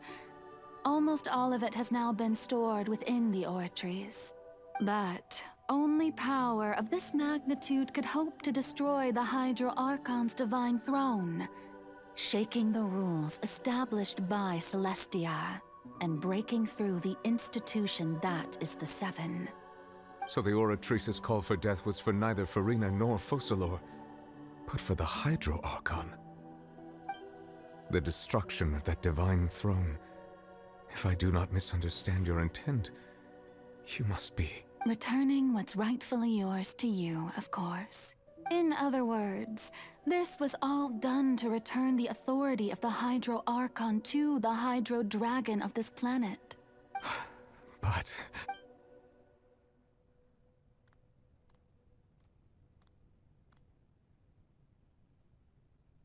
Oh, what? Getting sad again, are we? The authority of the ancient dragons shall soon be yours once more, O Hydro Dragon Sovereign.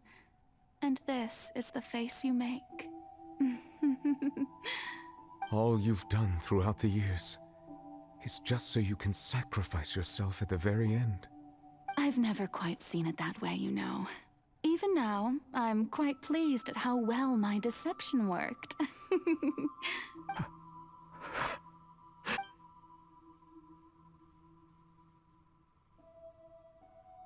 Hydro Dragon, don't cry. I must say, had it been within my rights, I would have loved to judge the heavenly principles themselves. Were they not guilty of essentially the same crime? Egeria stole the power of the primordial sea, and the heavenly principles stole the power you ancient dragons possessed. I, for my part, am the god of justice. And is it not just that your original powers should be returned to you? Speaking of justice, I have always believed that justice lies in the process of pursuing human existence itself. So, if the theft of the primordial sea's might was Fontaine's original sin, then, leaving matters of procedural right and wrong aside, the descent of the Fontainians as humans and their right to exist in this world would be Fontaine's original justice. In other words, existence was Egeria's justice, and to me, Justice is the continuation of that existence, defying the prophecy and ensuring that Fontaine's people shall live on.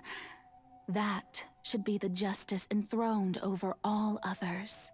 At this point, we, whether it be myself or all other Fontainians, have shouldered the burden of this sin for far too long. Iudex Nervilette, the highest judge in our land, when you regain your full power as an elemental sovereign, what verdict shall you pass upon us? So when I was invited to the court of Fontaine to serve as Iudex, I see now that that was your idea too. At last. I now understand the true purpose behind this position. In the beginning, I was uninterested in human existence. But these 5 centuries of living alongside them have gradually brought about mutual understanding between us. And I have even attempted to feel as they feel. You are a devious one, Focalors. Things being as they are, surely you know that I could never declare them to be guilty.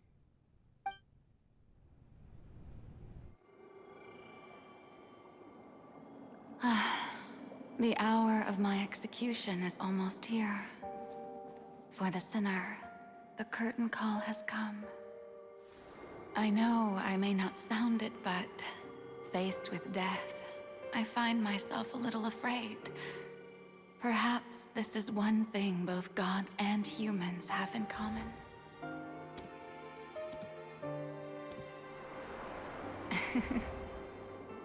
Farewell, Nervilette. I hope you've enjoyed the part you played these 500 years.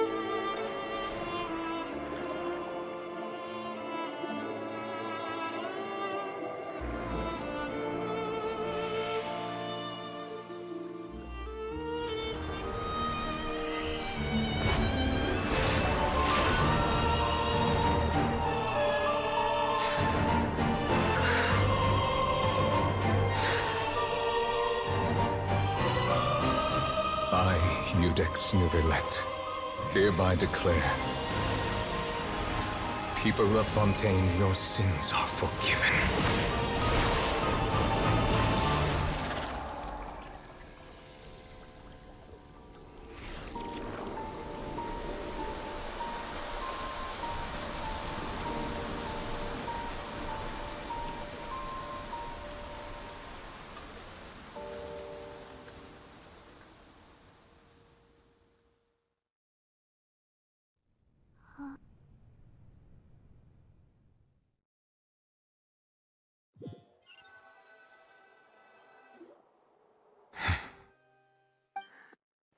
What just happened?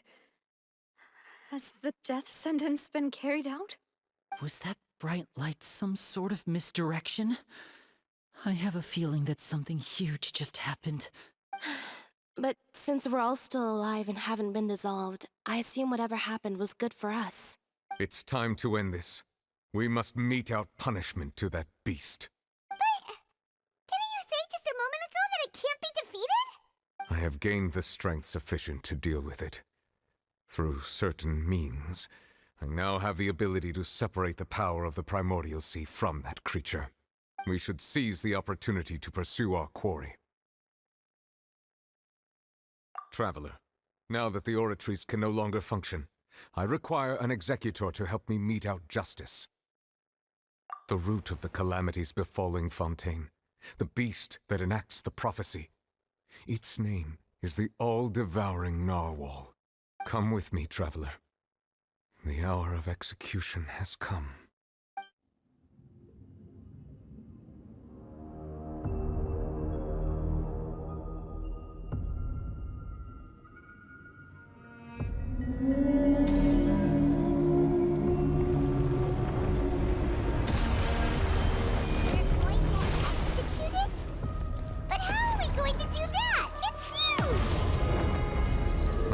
Done my best to separate the power of the primordial sea from the way. Considering the size of the beast, I cannot reach the power source. Unless we can find a way to attack it from within. I shall share part of the ancient dragon's power with you. We shall look for an opening together.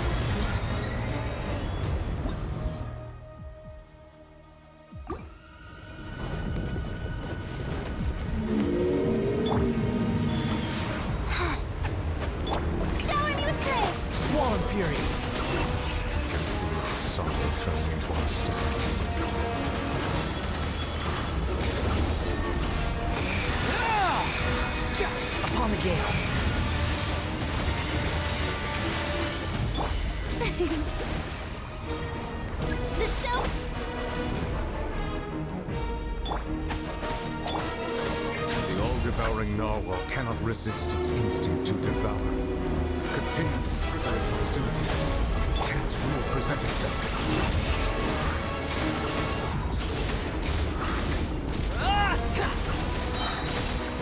You dare to gaze upon me? Life goes on.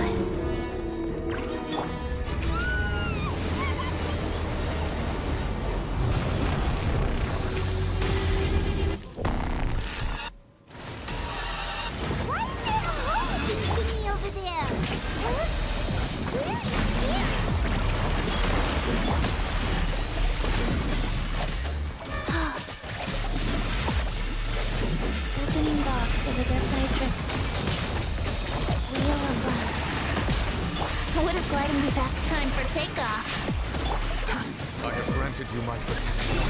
Do not fear. Seize the moment and use my power to press its root from within. Guys. The wind rises. That's far enough.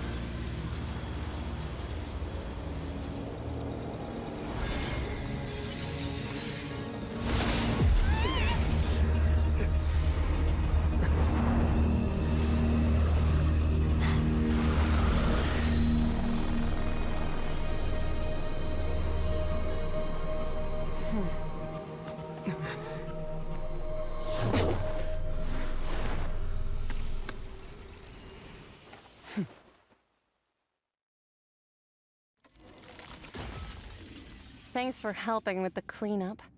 It should have been my job, but... oh well. It was just supposed to be a short private training session for me. I didn't think that my disciple and my master's pet would start brawling in the meantime. Well, actually, I had a feeling that it would happen at some point, but they bumped into one another earlier than I thought. What a blunder.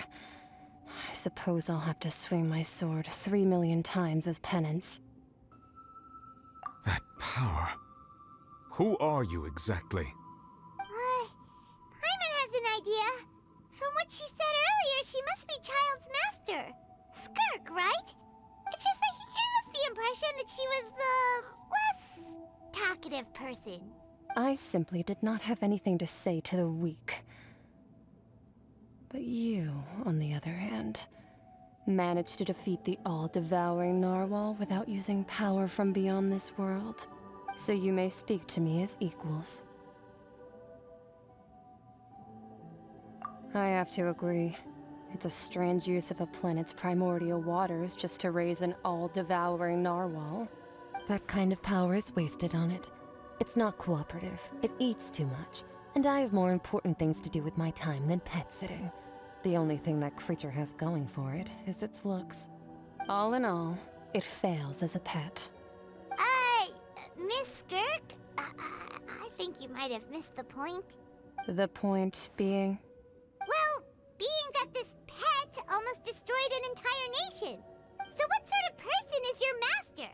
Well, child's master's master. Wait, is that right? Oh, right. So you don't know him. Sorry, I assumed you did. His name is Sir Tologi. Huh? I am unfamiliar with that name. Huh. So Master is insufficiently famous.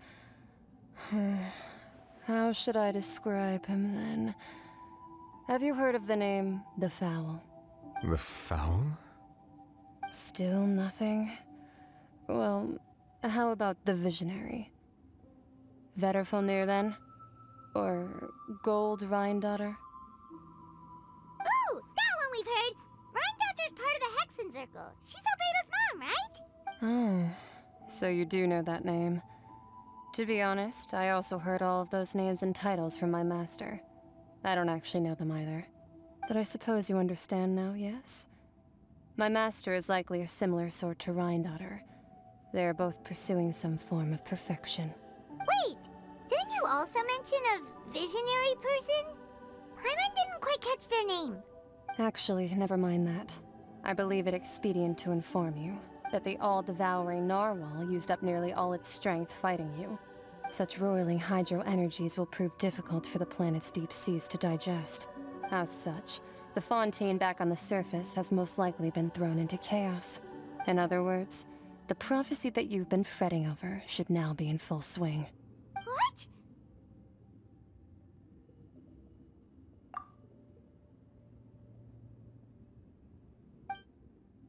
Not to worry. Focalor has already managed to deceive the heavenly principles. In the end, the people will all be dissolved into the waters, and only Farina will remain, weeping on her throne.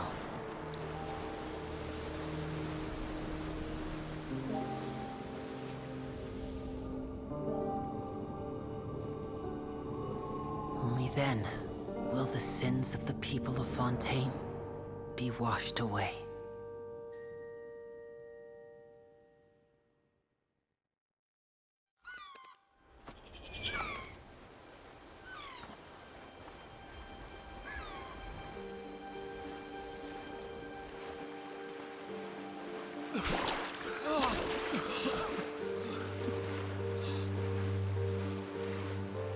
Hey! Help! Over here!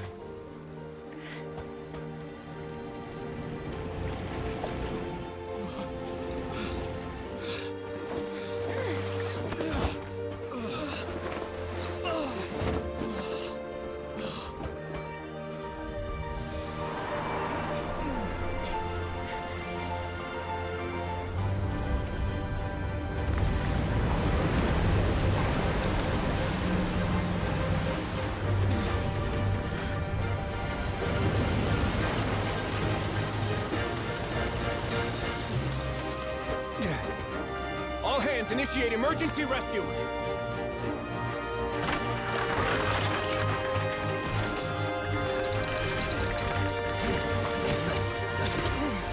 Hurry!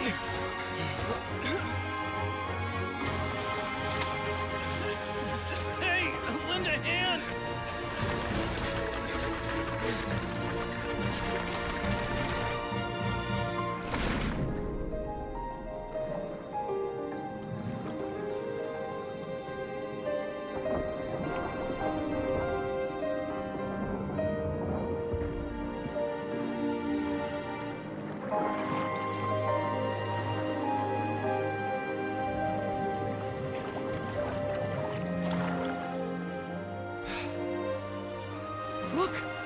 water's receding!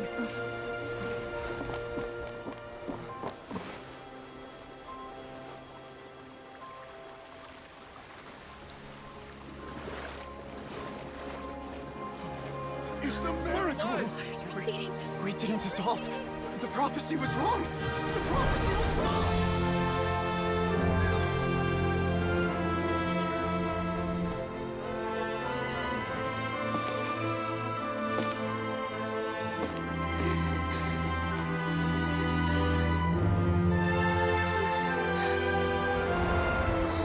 Are you alright? We're saved. The prophecy was wrong.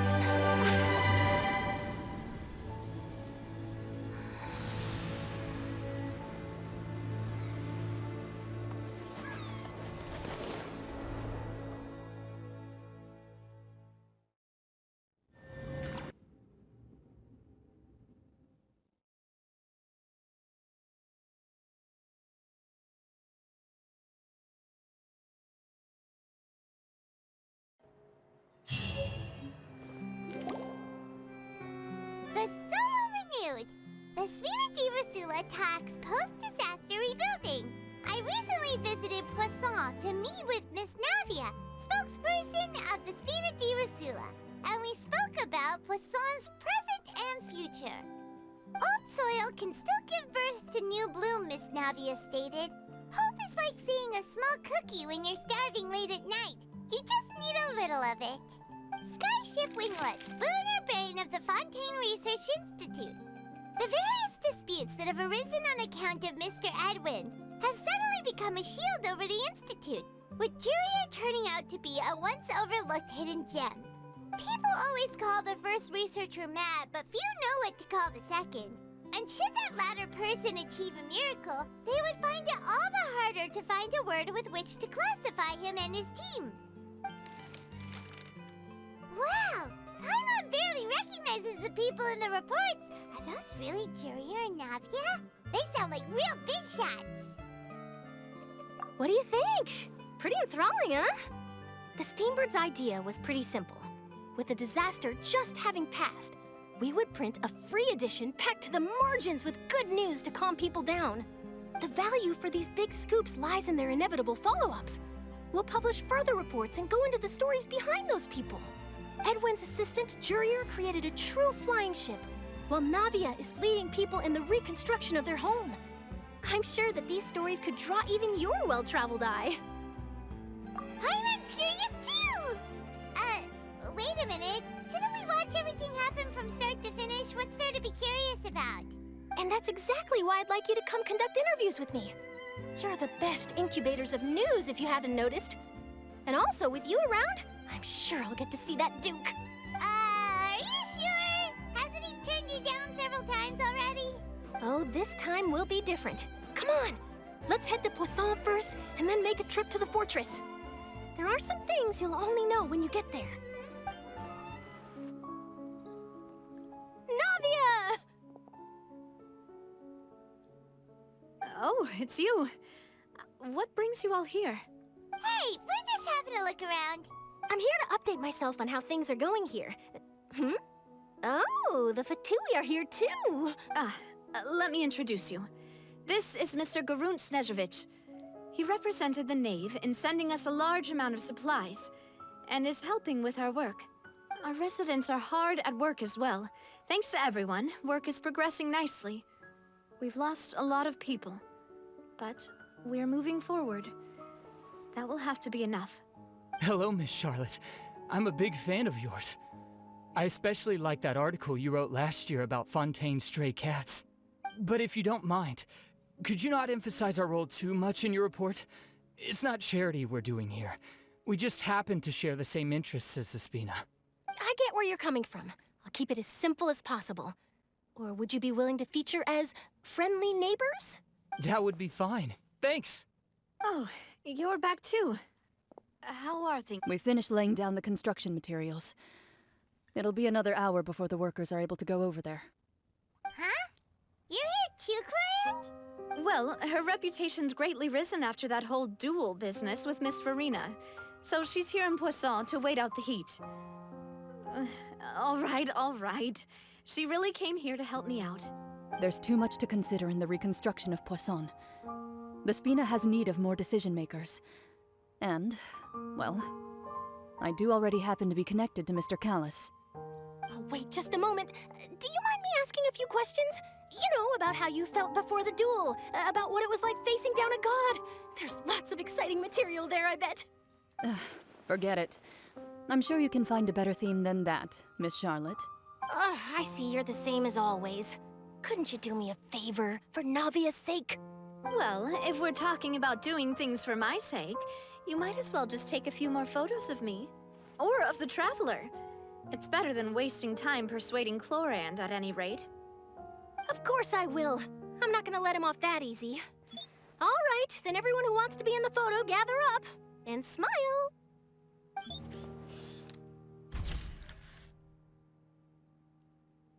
did it go? Was it a good shot? Did Paimon look cute in it? Not bad. Your addition really helped the composition of the picture. All right, hang on a moment. Let me snap a few more shots. All right, that should do it. I'll be back here later anyway, so let's call it a day. You're very quick. Speed is of the essence when it comes to the news, and freshness is the key. Also, not to brag, but I'm pretty good at building connections. Who knows? I might eventually get that interview with you after all, Miss Chlorand. Wow, you really do have that never say die spirit. I'm impressed.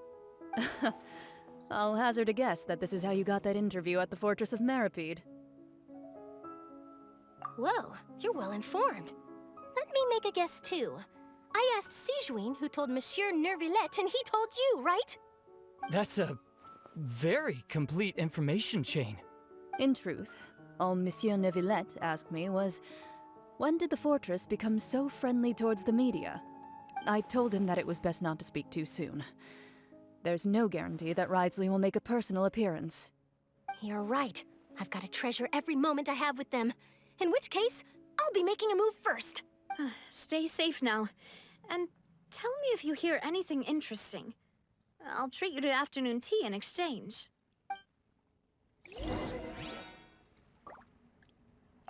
You seem curious about the fortress. Of course. That Wriothesley. I still remember going down to the fortress to grill him for information on my father's case. Boy, did he take me for a ride. Without telling me anything, of course.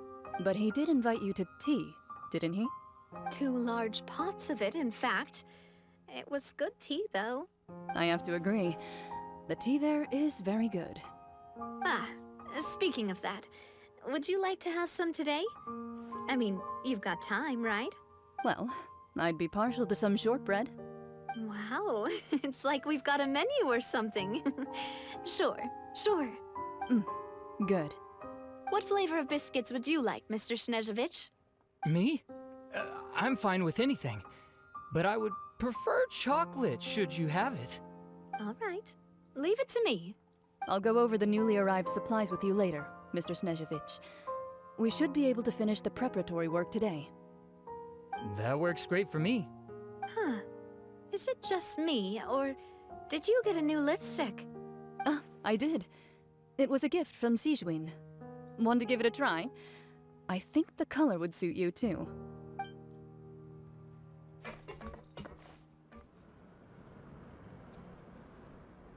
Wow, guess we're here again, huh?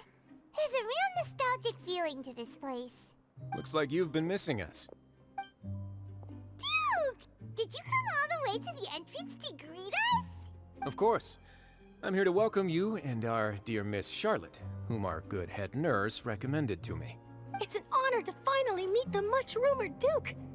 Thank you for consenting to my visit to the fortress, sir. No need to thank me. But that said, I shouldn't be the focus of your interview. I trust you recall our agreement? Of course, of course. All right then, this way.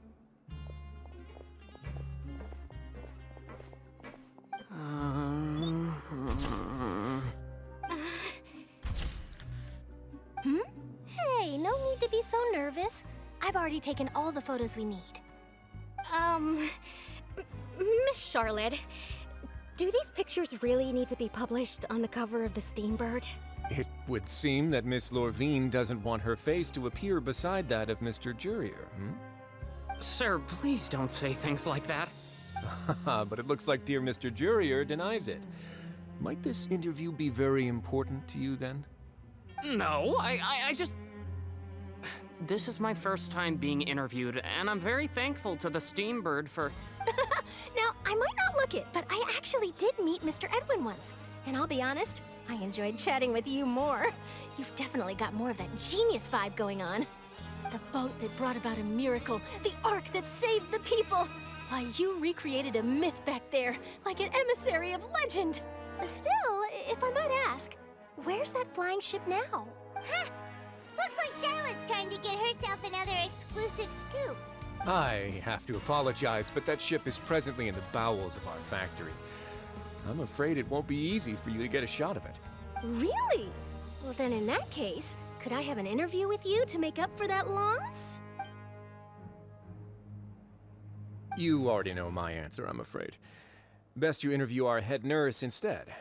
Or perhaps you'd like to take another photo of this couple of researchers? Did you really have to use the word couple? Well, then, 2 solo photos will do. Is my hair messed up? Please, someone help me have a look. Things sure are getting pretty lively here. We've seen this kind of thing before. Oh, seems like everyone's here. Would any of you like to try this new drink I came up with? Ah, Siegeween. Hey, Miss Charlotte.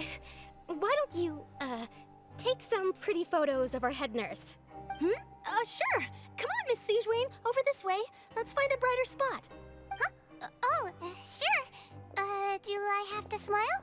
So, how have things been at the fortress? Same old, as you can see. Fontaine's undergone some changes, but this place is still more or less the same. Other than that flying ship, it got a tad too much attention, I think. That's why I decided to let the interview go through. We should direct more public opinions toward the behind-the-scenes heroes. Am I right, Mr. Jurier? Miss Lorvine? You're too kind, sir. I believe that you too should have your day in the sun. Not that you would want that, which is a pity. I'll just leave the spotlight to you two. I see. Lots of things happened that day, huh? Anyway, regarding that Harbinger, I'm not sure you remember, but his 3 young followers are still waiting for his return. He sure did win them over, huh? I'll tell them that there's good news and bad news. The good being that their boss seems fine, and the bad being that they must face extended sentences for abetting his escape. Oh, actually, what about you? Are things gonna change for you too? What change can there be? The fortress will keep chugging along, and so will my duties. As to what Miss Farina's departure will mean for the nation, and if our laws and governance will be transformed, we'll leave those to the folks in the overworld. Hey everyone, the photo shoot's done. Good. In that case, let's call it a day here. Thanks for your cooperation. Come on, Traveler, let's go. Till next time, everyone. There'll be a next time? Maybe. Who knows?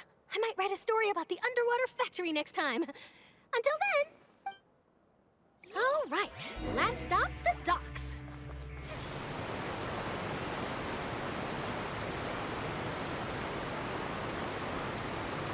I didn't see them! They really are here! How did you know? Navia mentioned that she stayed in touch with Linny and the others after working together. Apparently, they've been at the docks distributing these strange pockets the whole time since. Traveler, Paimon. Ah, and Miss Charlotte, too. Would you like a magic pocket? What sort of gadget is it? It's a wondrous bag that can be used to carry many things. The water level has returned to normal, but if you see any of your things floating around, you can use this to carry them. Or you could trick a friend into doing it for you. Trick a friend? I wonder which of my friends would fall for that.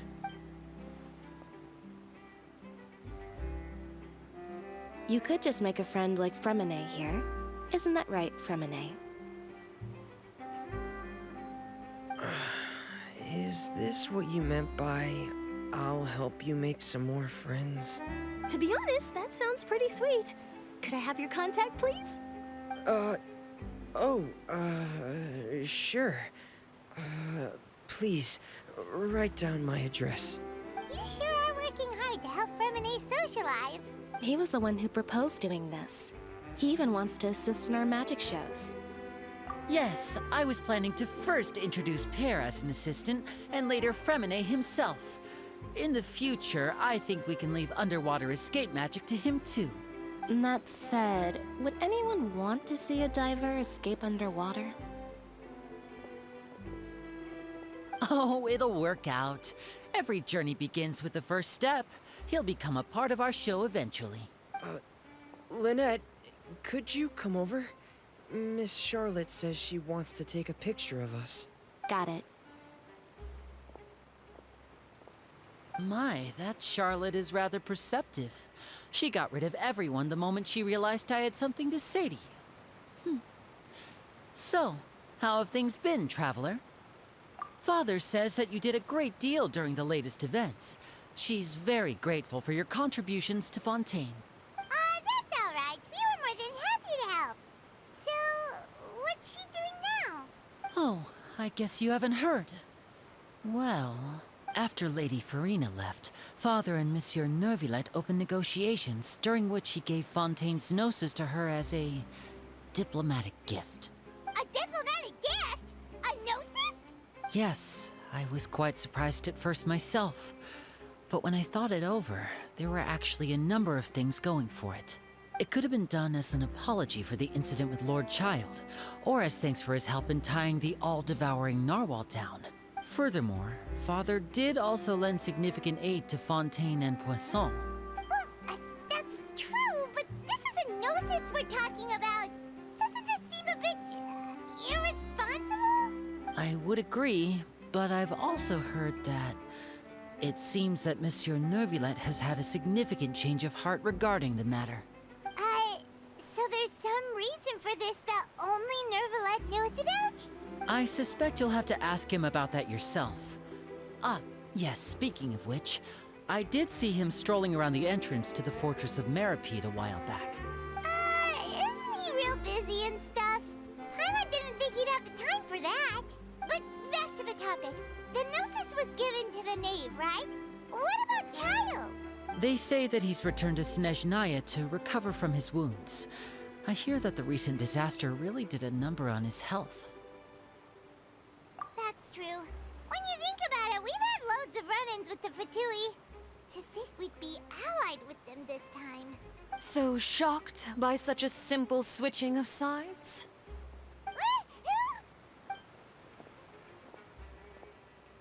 Father! Well, what do you know?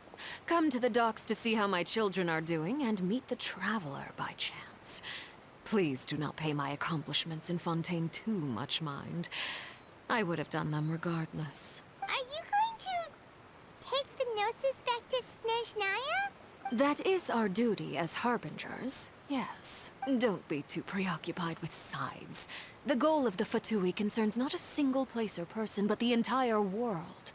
With such a grand goal in mind, it is inevitable that we must wear many masks. Switching my masks is something I've always done. Well, that depends on many things. No one truly knows what the future holds. What good is honesty if you can't rely on it forever? As for you, I very much look forward to our next collaboration. Good things cannot be achieved alone, and you've proved yourselves to be great partners. A vision? All right. I'll remember to return it. Thank you for keeping it safe for him this entire time. And that's a wrap for me. Huh? You're... Greetings, Miss Journalist. Hello. If I'm not mistaken, there are diplomatic channels I'll need to report to take a photo of you. That is correct. So forgive me, but I will not be able to serve as a subject in your article. However, feel free to write as much as you'd like about our dear magicians. And our upcoming rookie talent. I will.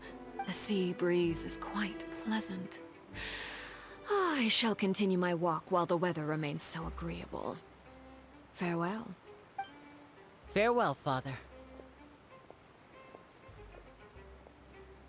Oh, she has such an intimidating presence. I didn't even dare to take a picture. Thankfully, I've already wrapped up all my pre-scheduled interviews. Thank you all. This'll be more than enough for me to write about, I'm sure. Don't be too nervous. Why don't you take a magic pocket before you go? Here, Traveler, Paimon, you take one too. To move things about? That's right. Funny. I was giving out magic pockets when we first met too. And what do you know? I'm doing the exact same thing right now. So many things have happened, but the pockets are still the pockets. I guess this must be life. We will all follow our own paths, and serendipity will lead you to your fated friends. All right then. We'll be handing out pockets in some other districts later, so we'll get going now. Have a good day, you two. Well, guess we sent Charlotte off. Shall we go see how Neverlette's doing? As long as he's not so busy that he doesn't have time to chat anyway. Follow me. The entrance to the fortress! Ooh, he really is there!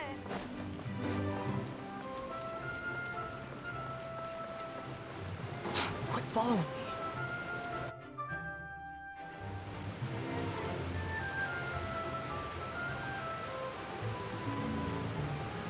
So, you really are here, Neverlette. Paimon didn't think you were going to have free time this hour of the day. Really? Oh, I suppose you must have met Mr. Linney. He took the time to greet me earlier when he passed this way. In any case, you came at a good time. I was just considering reaching out to you to set up a meeting, so I may explain some things that I haven't had the time to before. Aw, Paimon's glad that you remembered. Thank you for keeping us on your mind, what with you being busy and all. Alright, let's have it then. How was Fontaine actually saved?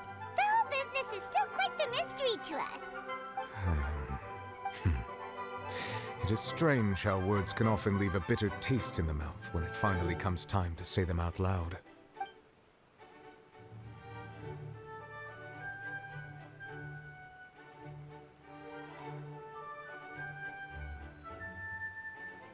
Whoa.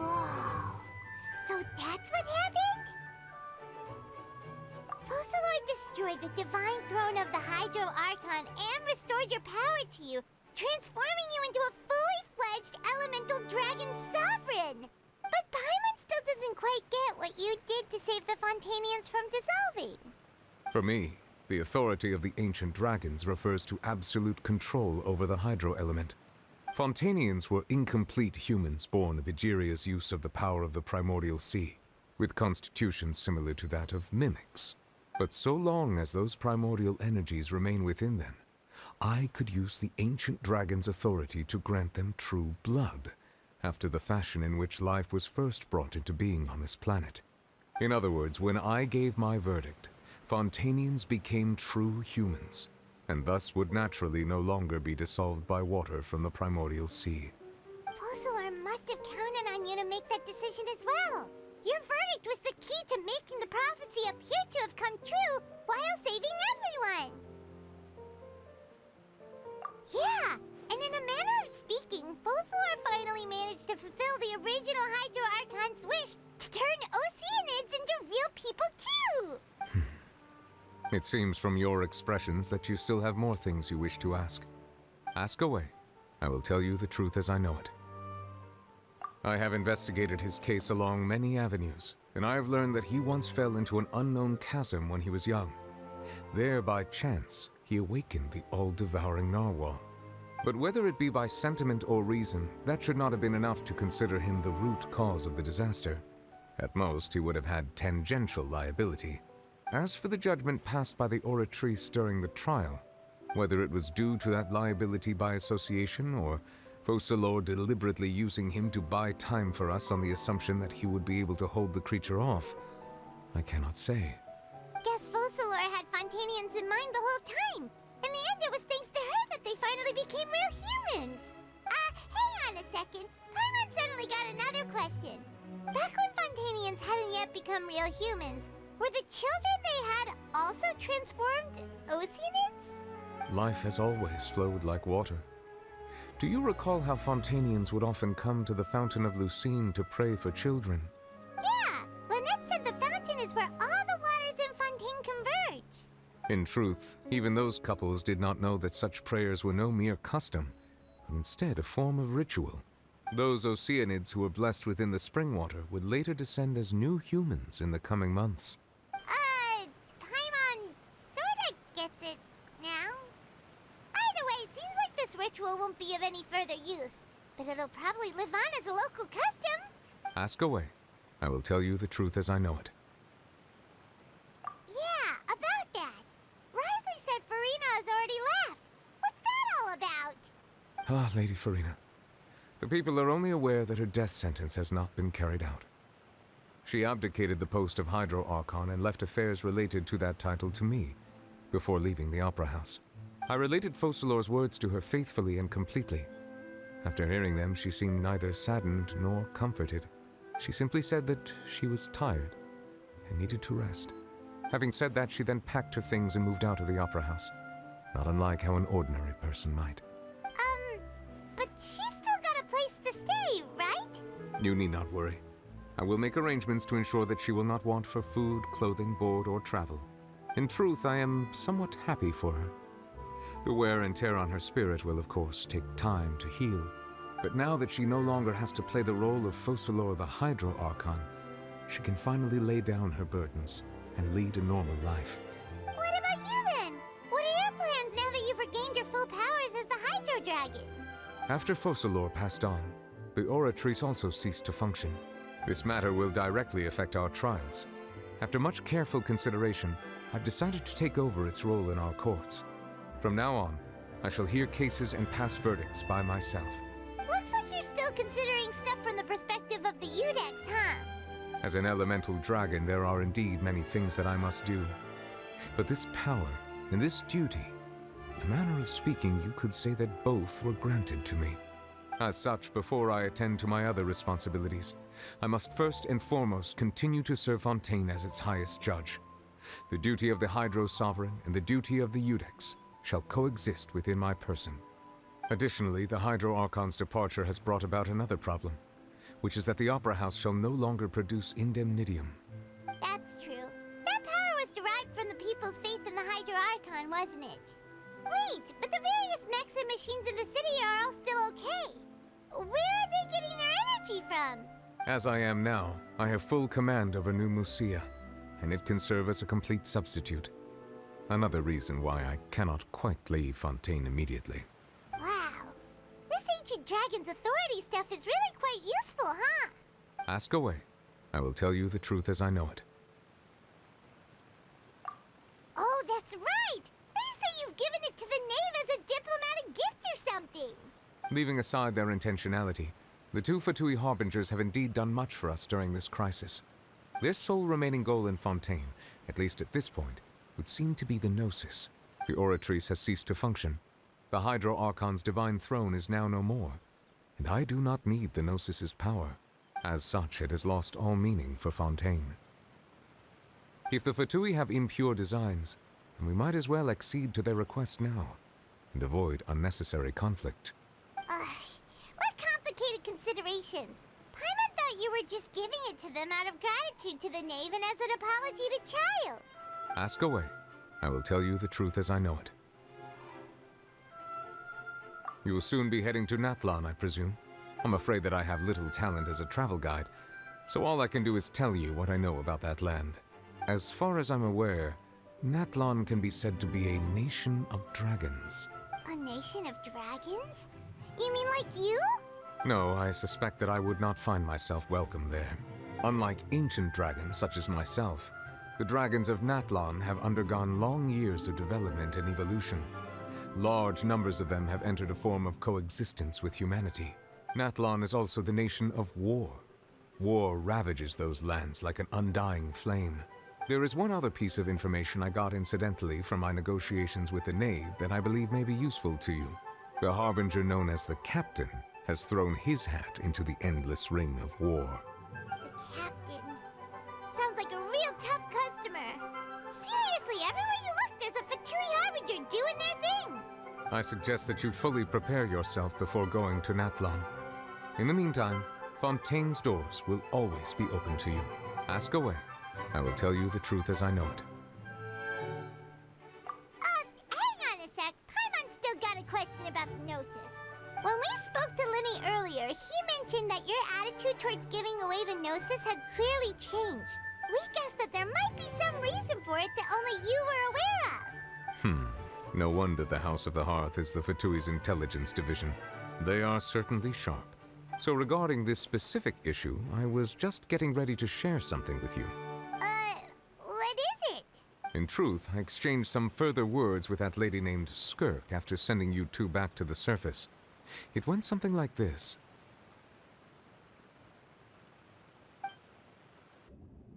Well, we're going to head topside to see what's going on. You hurry over soon as well, all right, Nervalet?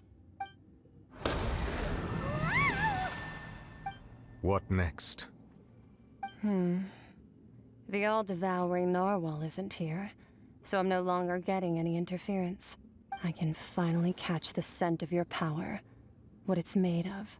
It is the authority of the planet's primordial dragons, but with something very similar to a god's curse mixed in. It's quite a novel blend. I'm sure I've encountered something like this before. What was it again? I do not know what you speak of. Ah, of course. How could I forget? You should have the remains of the third descender on your person, yes? Remains? I've never heard of any such thing. Huh. According to your parlance, I believe it may be called a gnosis. Well, that much is true. After Focalor's divinity faded, she handed her gnosis to me. But I fear I have never heard of it described in the manner that you just did. I've been training with my master, the Foul, ever since I was young, and I have never returned to the surface since. So most of the information I possess, I got from him. It is only natural for those who are greater than humanity to possess a different sort of common sense, which is why there are so many problems in our attempts to communicate with humans. Regardless, you should probably get rid of objects of misfortune to prevent any disasters from befalling you. To live in itself is a blessing. But once a person dies, the bonds he once had with this world shall all turn to curses. What do you mean by that? No need to fret. These are just my personal thoughts.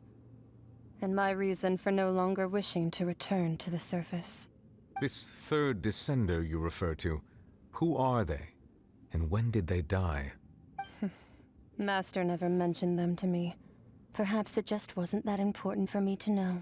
If you're interested, though, I could ask him. I'll be sure to pass the answer on to you next time. Next time? You believe we will meet again? I do. Wait. I have a disciple of my own, don't I? He can be the messenger, then? That's what she told me. Whether it would prove useful or not, I wanted to pass that information on to you. The remains of the third descender? So that's what the Gnosis actually are. Paimon just thought they looked like chess pieces. How could they be a person's remains?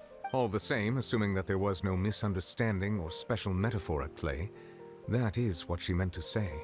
And she said that it would bring misfortune and that you should check it, which is why you gave it to the Fatui. If she speaks the truth, then I would simply be putting Fontaine at unnecessary risk by keeping it here.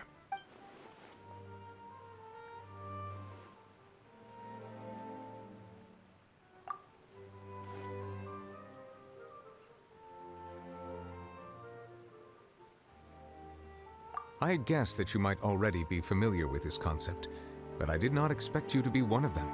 That means that the Gnosis, which are exceedingly element-compatible and can even enhance elemental abilities, do indeed come from the third descender.